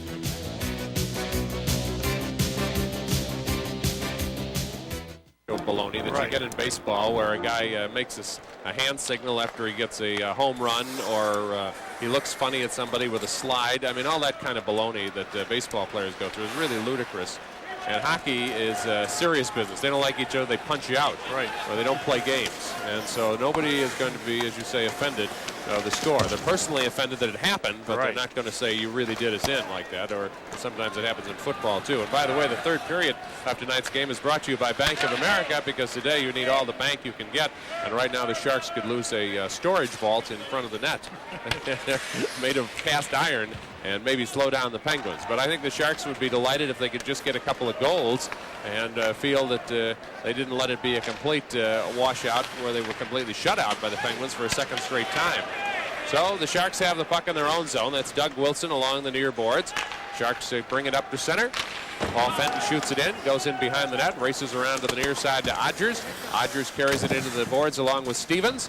And the Sharks come up with a puck. Here's Fenton trying to put it out in front, but easily taken by the Penguins. And here comes Mario. Here's Jagr. Jagr goes in deep. He carries it in behind the net, takes a shot. Hayward tips it away, and it goes back to Fenton. Fenton gets it past Jagr and sends it up the right wing. He gets it outside to the point, and Lappin's shot is knocked down, and back it goes out to the far side to Zettler. Zettler knocks it down there, comes back over to Larry Murphy. Murphy comes back to Gord Roberts. Probably a couple of pens saying, how come I haven't got any points tonight? There aren't many. Larry Murphy across the blue line. A shot, off a leg of Zettler. Looks like he's okay, but it hit him pretty hard. Now Mario Lemieux. Lemieux with a wrist shot goes wide. Back to Stevens in the corner. He leaves it for Jagr. Jagr checked off the puck. Sharks in their own zone with 18 minutes to go in the third period. And now San Jose. Evison to center. Sends it up the right wing side to Lawton. Crowd is as quiet as if they were at Mass. And they were praying deeply, intently at this point, because it is a very quiet mood right now. 10-0 Pittsburgh.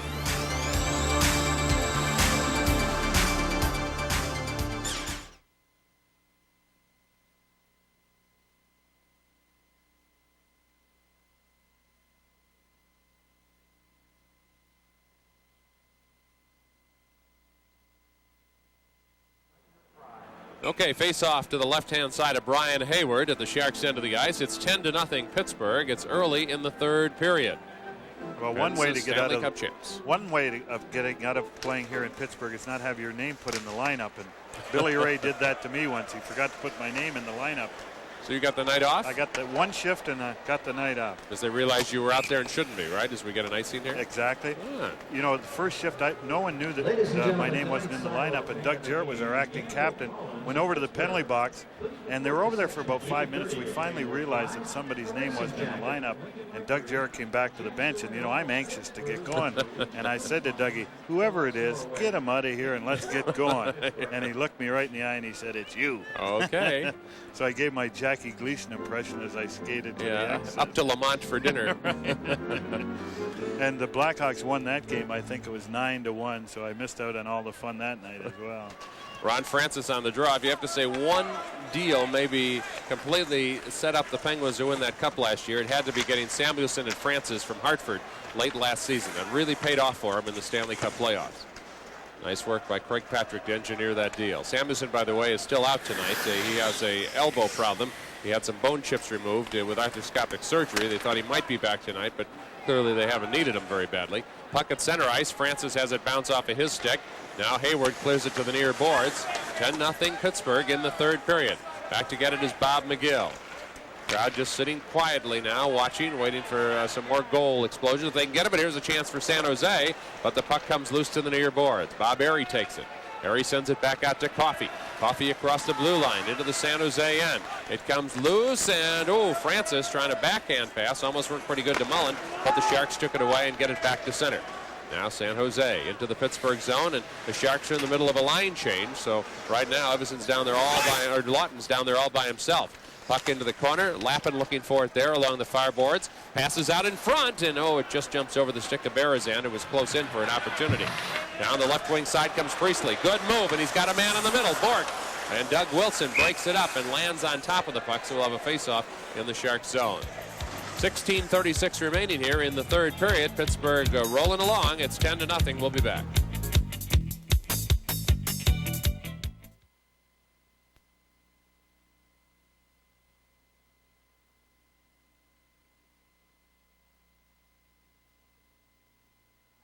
Okay, back at the Igloo in Pittsburgh as we weigh a face-off in the Sharks' end of the ice. And the Penguins have averaged a goal every 4 minutes in the first 40. So what a depressing statistic. Well, the Sharks are approaching the first 4 minutes of the third with none against, so that's pretty good so far. Doug Wilson in his own zone sends it up the right wing side for Lappin. Lappin can't get it. Jim Pack got to it first. Now David Bruce. He fights for it at center ice. Puck still tied up along the boards. Finally taking it out is Paul Stanton. Stanton backing up in his own end. He gets it up to a teammate, and here they come. Here's Leach with a pass at the blue line up the left side. A little bit too deep there for Phil Ford. David Williams rides him into the boards. Priestley along the far side. You might notice, though, that this is now their fourth line out there, and although they've been effective tonight, they are getting more ice time here in the third period, because that's one of Scotty Bowman's ways of trying to keep the pressure off the Sharks at this stage, by letting some of the other lines get more ice time. And although the big guys want to get their points, they've already got so many, I don't think that they can be too offended if the other guys get some scoring chances the rest of the way. So here are the Sharks at center ice. Berezan, a backhander, looking for Bruce. He can't get it. Comes to Zettler. Zettler into the Pittsburgh zone. Wendell Young trying to get the second shutout of the year against the Sharks. The other one was by Tom Barrasso. Here's Falloon. He passes into the center, but Kissio's shot is deflected by Recchi. Kissio gets it back, and it jumps over the stick of Pat McLeod. McLeod racing forward in the neutral zone. Knocked away. Sharks shoot it back in. Kissio. Kissio had a strong game last night against the Rangers. Over to Mark Recchi on the far side. Played in the All-Star game this past year. Now it rolls in on Hayward. 14:55 to go. Sharks in their own end, out to Pat Falloon.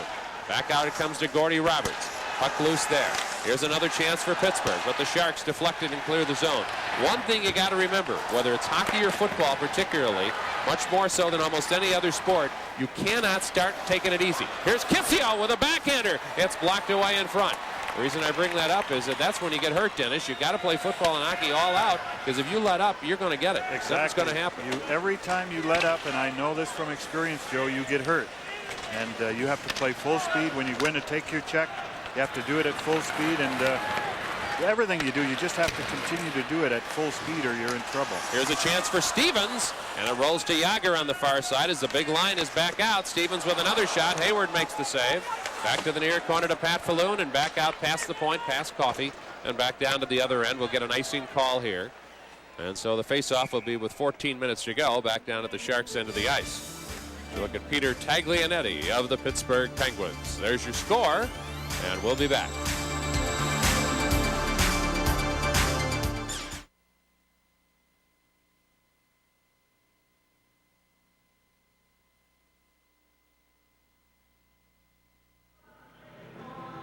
Welcome back. The Sharks are brought to you in part by South Bay Pontiac Cadillac and participating Mr. Goodwrench dealers. Joe Starkey and Dennis Hull. We're in Pittsburgh. Thursday night we'll be in St. Louis. And that'll end the road trip, and the Sharks get back home against Quebec on Saturday night. And they'll probably be looking forward to the friendly confines by then. And out it comes to Coffey. Out in front, it's knocked down. Stevens didn't get a shot away. Comes out to center ice, and Pittsburgh has it there. One thing you're not likely to see in a game like this, I don't think you'll see too much physical stuff the rest of the way. Here it is along the side of the net, and Wendell Young ties it up, and we'll have a face-off now at the Pittsburgh end. Well, certainly not from Pittsburgh. What did I say? Look at this. Well, Pittsburgh, just want the clock to wind down and get this game over. But the Sharks want to, get a little something back from the beating they've taken. And I don't think they want to try to prove anything on the road, though, when you're down by 10 goals. I don't think they'll be looking. Well, no, but but they don't want to be pushed around. Yeah, besides being outscored, they don't want to have somebody push them around too. So a face-off to the left-hand side of Wendell Young. Young trying to get the shutout. Hasn't played very much this year. But he's had wonderful stats in the minor leagues. He's won every award you can there. Here's a shot down. A deflection by Audrey. Just misses off a shot from the point by Williams. Sharks keep it in along the near side. Penguins get it. Still in their zone, however. Yager backhands it out of the zone. It goes to Coffey at center ice. He overskates it. Back it comes to Yager. Jaromir Yager. Oh, what a pass to Lemieux. Drops it back to Stevens. Stevens tried to give it back to Yager. It almost all worked, but the Sharks broke it up. Now Doug Wilson is hauled down, and there will be a penalty call against Pittsburgh, and the Sharks will get themselves a power play as Hayward was already to the bench. So maybe the Sharks will get a crack here at finally breaking the drought against the Penguins. We'll find out in just a moment.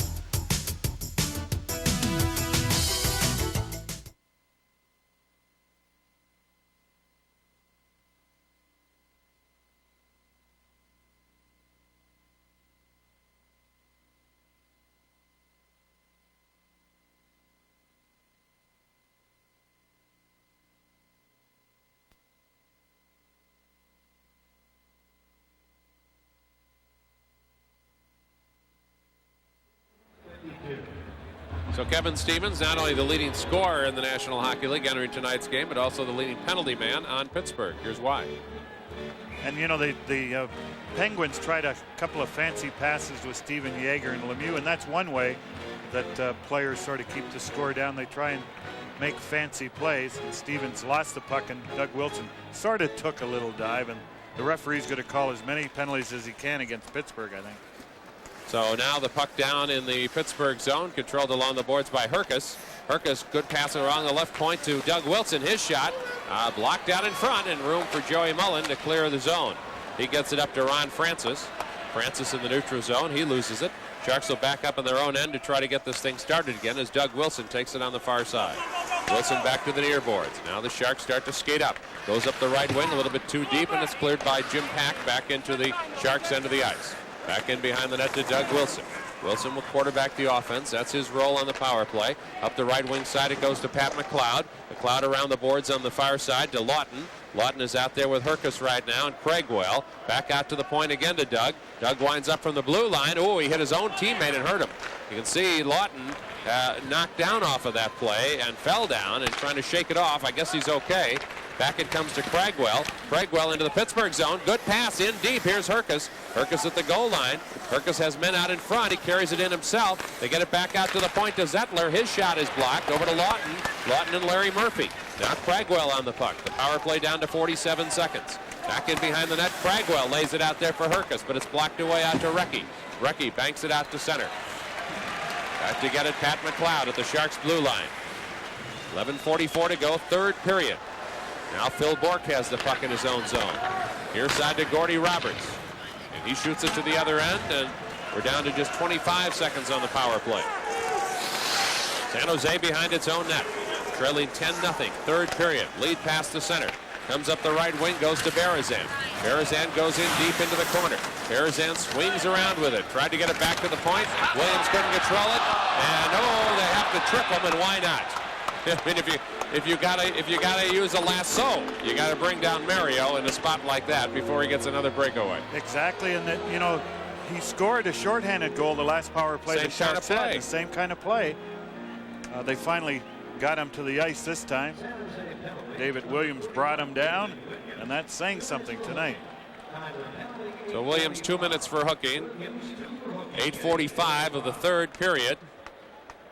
And you'll see it again here as once the puck got by David, he felt he had no choice but to just go get him, and he did. So a face-off will be high circle to the right side of Brian Hayward. Just outside the circle, Mario Lemieux ready for the draw. And Kevin Stevens has certainly piled up some points against the Sharks in 2 games. Stevens a hat trick in the first meeting. Lemieux 6 points in the first meeting. Each has been scoring effectively tonight. So the draw comes off to Bob McGill back at the goal line for San Jose with just over 11 minutes to go. The teams are at full strength, but no longer because the Pittsburgh penalty is over. Now the Sharks break into the Pittsburgh zone. On the far boards, David Bruce looking for it. He can't get it, and the Penguins will now be able to organize their power play. Here's Paul Coffey. Passes up the right wing. Lemieux drops the puck. He's got a shot. I thought they might pass it to Mullen. Instead, the shot was taken, and it comes back out to the point. Coffey sends it over to the right corner. Back it comes to Coffey again. Coffey over to the left circle to Joey Mullen. His shot. Stevens there for the rebound. Couldn't get a stick on it. They continue to hold it in. Back to Stevens again at the circle. Stevens drops it back out to Mullen. Back out it comes to Mario. He really loves this corner. He likes to work that circle area. Back out again it comes to Mullen. Mullen goes right to the spot at the circle. Drops back, takes his time, moves in himself, gives it to Mario, side of the net. Mario passes back to Mario, cross ice. Look like they're playing catch out here right now. And finally get it out to center ice. Power play down to 52 seconds. Coffey to Mario, deflected by Kissio. And McGill grabs it for San Jose. Bob shoots it down the ice. Right in on goal. Wendell Young drops it for Coffey. Here comes Big Paul Coffey. Cross center ice, leads a pass for Stevens too deeply. Room behind the net for the Sharks, Lassard, and as he touches it, we get a whistle. 35 seconds remaining on the power play. Rick Lassard just called back up from Kansas City. 10-0 Pittsburgh, 9:50 to go here at the Civic Arena. 25th year of the Penguins. They were one of the teams in the first major expansion when they added 6 teams back in '67. A lot of bad years until Mario arrived. Occasionally in the playoffs, but not very often. There you see Big Mario. Best time they had was probably the mid-70s when they had Apps, Pronovo, and McDonald. That was a pretty good crew in those days. They set a lot of records for a while there. This is the first building I played in the first year of expansion. This was the first expansion team the Chicago Blackhawks played. And it just didn't seem like it was an NHL team, you know, when you're used to just the other 5 buildings that you're going into. And then come to Pittsburgh, it just didn't have an NHL ring to it. But it sure does have an NHL ring to it now. Yeah. Well, for a long time, and I used to broadcast for the Penguins, they'd draw 15,000 on Saturday, and during the week they would draw 6,000 to 7,000, and that was it. Stayed that way for years. And now house is full every night. Pat McLeod sends it back to the other end. 15 seconds remaining on the power play. 9:30 remaining in the game. Francis drops it back to Recchi. Recchi gets it back outside to Roberts. Blocked away. Still loose in front and back out of the zone. And the penalty is now down to just 2, 1, and over. Teams are back at full and equal strength. The game has 9:15 to go, and there has been no scoring so far in the third period as Jagr brings it up for Pittsburgh. And it's poke checked away, and here comes San Jose. Kissio on the right wing. He leads a pass to Mullen. His shot blocked out in front. Slapped away by Murphy. Kissio couldn't get there. Now the Penguins bring it back. Recchi shoots it in. Line change for the Penguins. They're in the middle of one right now. Doug Wilson has it kicked away. Comes back to get it at the near boards. Wilson shoots it to center. Here comes San Jose again. Still looking for some way to break that shutout. Here's Pat Ballone. He goes in deep, but it was a bouncing puck again. Won't stay on the ice. Common complaint by the Penguins themselves. Jagr with the puck at the red line. He leads it to Coffey. He overskates it. Now Doug Wilson takes it. Wilson looking for an open man. He's checked off though by Hrdina. Back to center. 8:20 to go.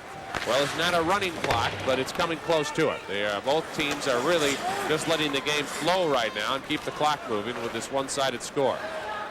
San Jose's Rob Zedler back in his own end over to David Williams. He couldn't quite reach the pass. Banks it off the boards. It doesn't leave. Jamie Leach lost it to Evison. Back it comes over to Taglianetti. Taglianetti at the far boards across center ice. Passes to Coffey. Coffey in the neutral zone. Takes a slash at it, but it's taken by Williams. Williams across the line. Carries it in deep. A shot, and Young deflects it. Sharks are up to 27 shots on goal. Deflected goal, and the Sharks are on the board. Paul Fenton got the deflection, and it is now a 10-1 game. And Fenton, who's been scoreless since late November, has to be, in spite of the score, delighted they could finally pick up a goal. And the fans give him a cheer, and a lot of the fans who are just staying here to see the shutout, Joe, are now filing out. That's sort of neat that that many people would stay to see Wendell Young's shutout. Here's the shot from the point. David Williams gets the puck along the boards, and Paul Fenton's right in front of the net. David just gets it in front, and it's tipped by Wendell Young. Oh, it's a 10-1 game. Fenton getting his fourth goal of the year. Paul scores. And give an assist to David Williams on the shot from the point. So it is now a 10-1 score in favor of the Penguins. Puck comes out to center ice, 7.5 minutes to go, and the building emptying pretty quickly now because there's no doubt who's going to win. But the last drama is removed from no shutout possibility. Well, the Sharks are getting a little measure of revenge. You know, they've scored the only goal and have been scored at. Okay, we'll be back at the Igloo in just a moment.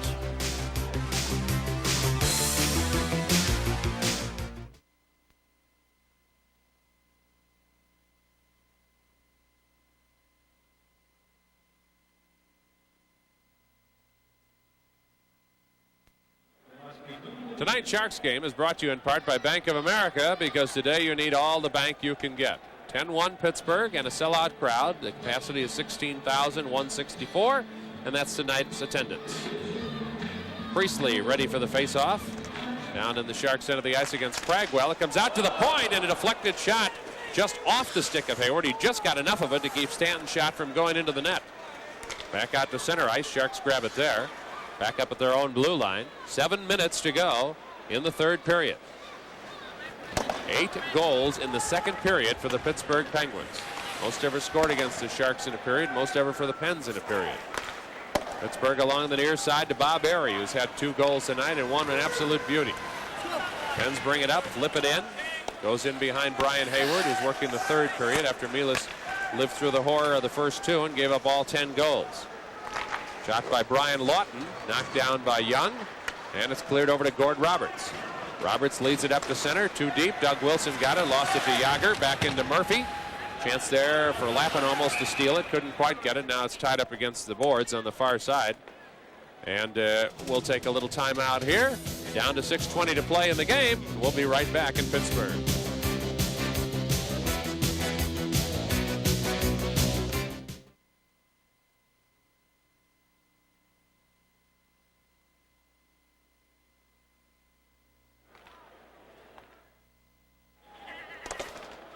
So 6:15 remains here in the third period in Pittsburgh. The Sharks' first ever visit here. And it goes to Jágr along the far boards. Jágr clears it out to Mario. Tried to give it back to Jágr, but he couldn't get it. Now Jágr brings it in deep, goes for the backhander, and it's just wide of the net. Lemieux along the near side, right out in front to Stevens, who had Hayward measured and just didn't shoot it very well. Now Lemieux right out in front.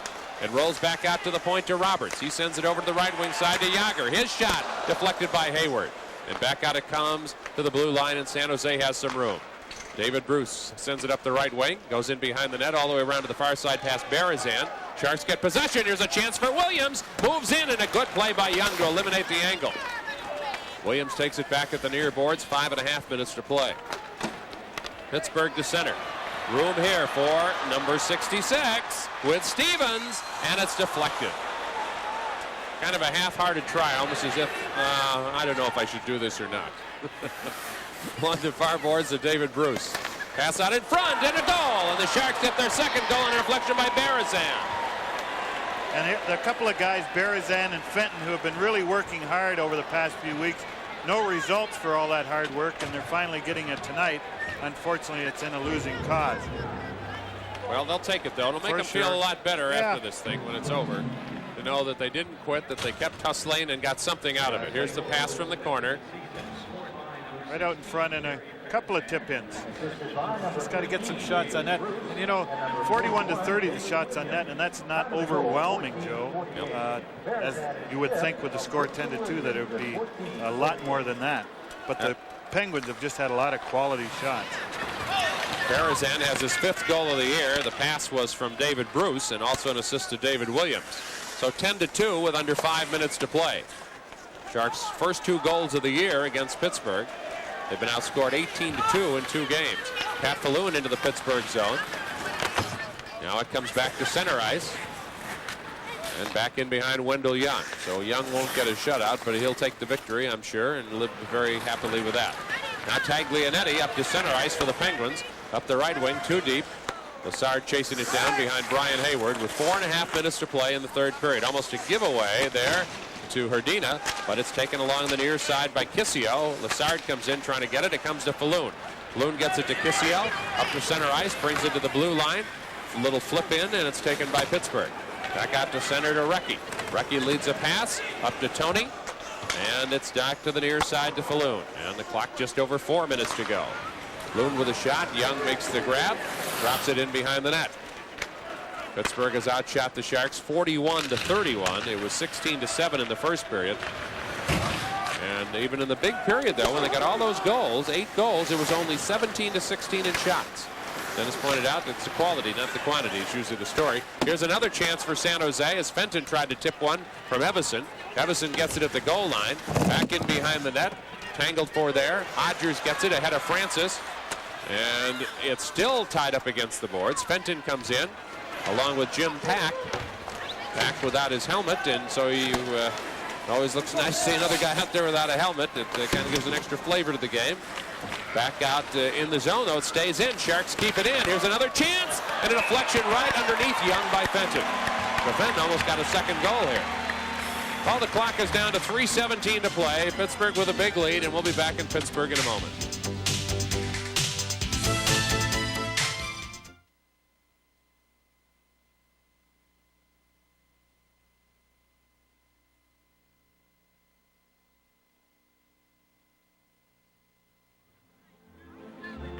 There's a backside look at the Pittsburgh goalie, Wendell Young, and here's what happened in that last sequence. a little deflection there, Dennis. Fenton tipped it. Unfortunately, it just went underneath Young. But you saw Jim Pack without his helmet on, and you mentioned before that he was born in Korea, and some people might think that maybe his father was over there on service duty or whatever. He actually is a Korean, and the only one playing in the National Hockey League. Yeah, that's an unusual statistic. And now the Sharks bring it to center with 3 minutes to go and trailing by a score of 10-2. Nice hard check on Brian Lawton as the puck comes back to center for Pittsburgh. Larry Murphy lost it to Williams. Williams sends it back into the Pittsburgh zone. Pens coasting comfortably, ready to pick up a victory here tonight with a big lead as they are looking for win number 17 on the year. Shot goes over the top of the net into the corner to Priestley. He gets it to Bork. Priestley along the near boards with Herkus.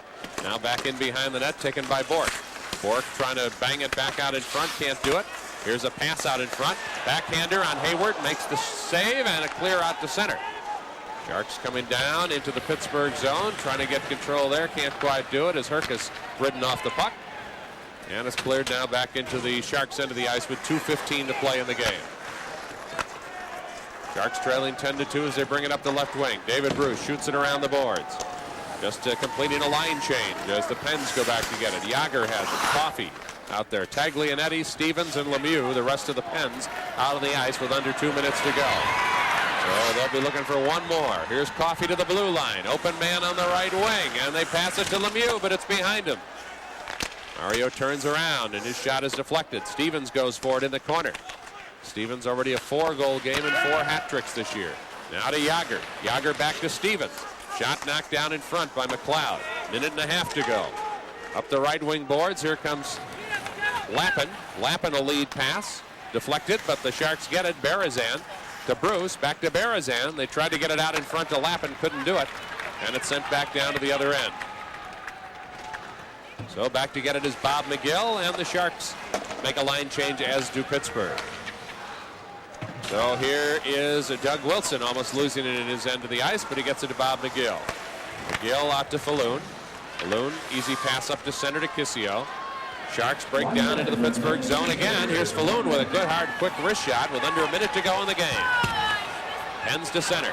Back to get it is McGill. And what will probably be our fastest game of the year is wrapping up here, as the Penguins just took it away with such a dominant second period, and after that, they've just sort of let it run out here in the third. Falloon behind the nets. They try to pass out in front. Broken up by Pittsburgh. You see the clock running down on your screen for the remaining time of the game. Here's Pack over to the right wing. Doug Wilson intercepts. Back it goes to center ice to Stanton. He shoots it in. Back to get it McGill. McGill sends it to the far boards out to Mullen. Mullen up to Falloon on the right wing into the Pittsburgh zone. Stays out at the point. Backhands it across the ice. Mullen turns around, and another deflection try by Kissio just misses.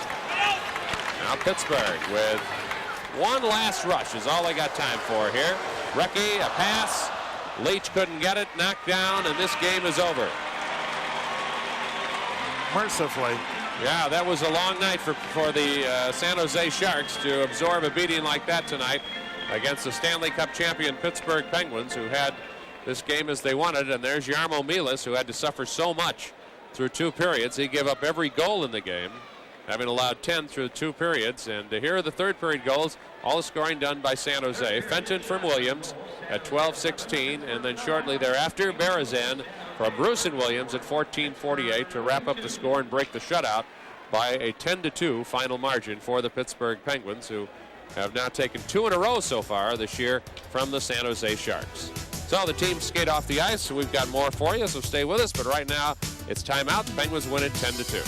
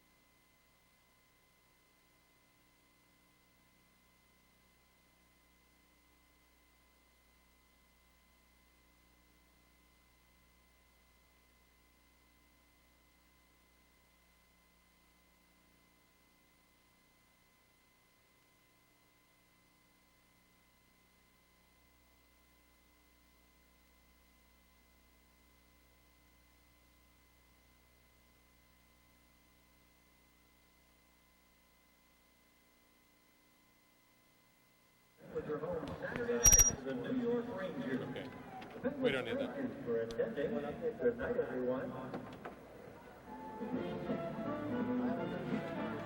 Which is sweatshirt? I had the red one before. I know, where is that thing again?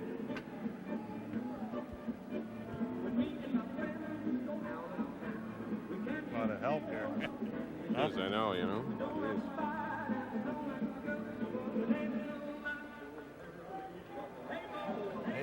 Hey, Mo, hey, Mo.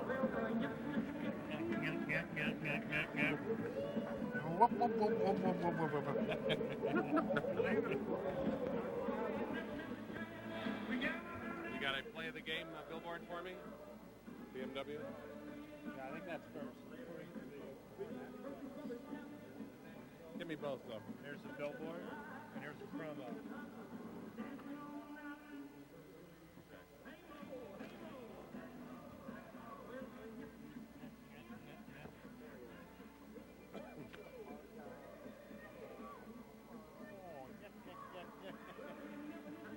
Hey, Patty!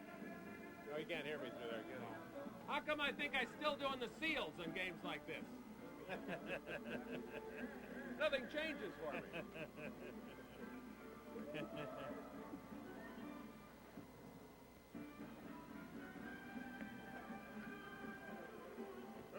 it had 5 more periods, we would have got it. That's right, huh?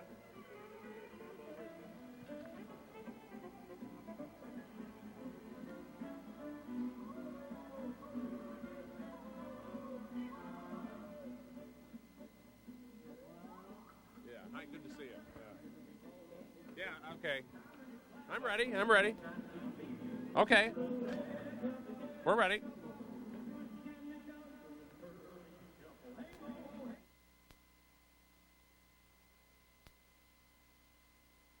Ready. I'm ready.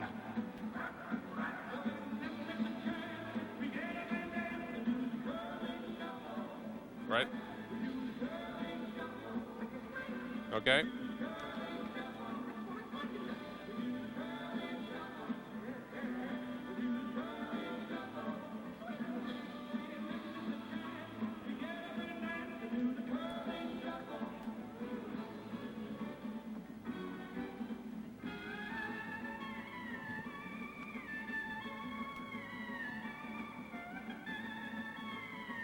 Yeah.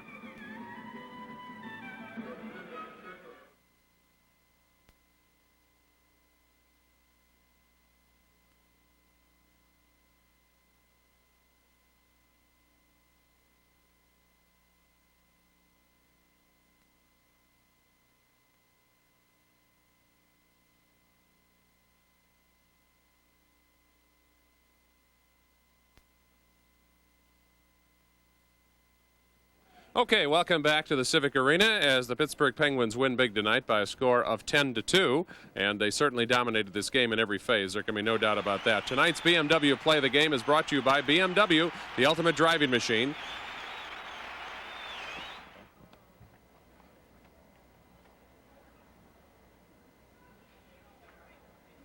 Okay, I was waiting. Okay, all right.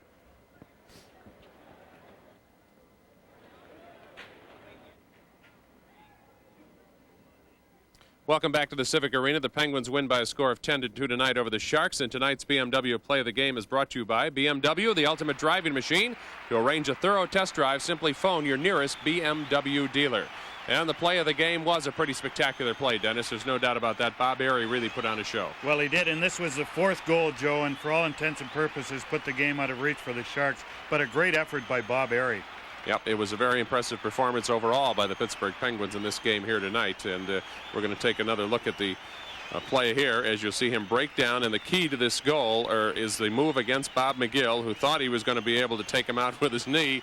Didn't quite work that way, did it? Right, he just got a little piece of him, but Airey had the presence of mind to jump back up, grab the puck, and Yarmo, who had a tough night tonight, didn't have his legs together. So here are the Smythe Division standings based only on the Sharks game tonight because the West Coast games are still underway. Sharks with 17 points remain in their same category now with that loss tonight to the Pittsburgh Penguins. So the Sharks fall in this game. game. And here's a look at the Patrick division as Pittsburgh moves up a little bit more as they trail Washington by just 6 points. And it's the Rangers, Pittsburgh, New Jersey, the Islanders, and Philadelphia in the Patrick division. So it was a long, tough night for San Jose. But again, they showed that as an expansion team, they know they're going to have some tough nights, and they don't quit. They play 60 minutes. They got 2 goals in the third period. They did what they could to try to relieve some of the horrors of what had happened to them through the evening. So I think they can take some good feelings out of that at least. For sure. And Brian Hayward came in relief again tonight, as he did in New York, and did an excellent job. He's looking very sharp out there. And you're right, the Sharks came back, played very well in the third period,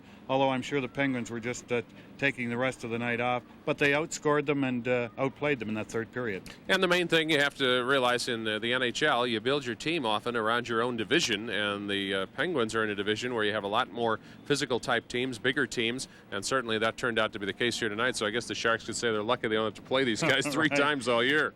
Exactly, and we've seen that happen so often, Joe, this year, early in the year, where the Sharks really have trouble playing outside their division. Right.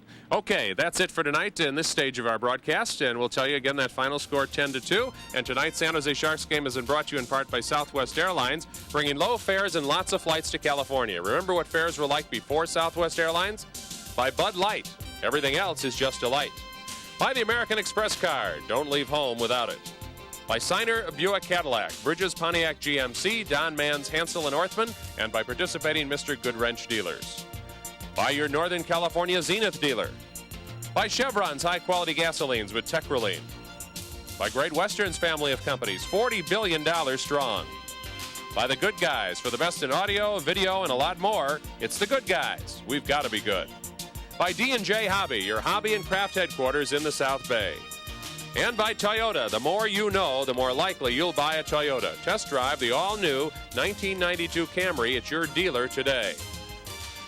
After a day of rest, which the Sharks clearly can use after what has already been a tough road trip, they go back to work and take on the NHL's leading goal scorer and last season's most valuable player, Brett Hull and his St. Louis Blues. That'll be Thursday night at the St. Louis Arena. 5:25 broadcast live right here on Action 36 KICU TV. So make plans to join us, won't you? That's it for right now. We have our post-game show coming up. Final score 10-2. Sharks lose to Pittsburgh.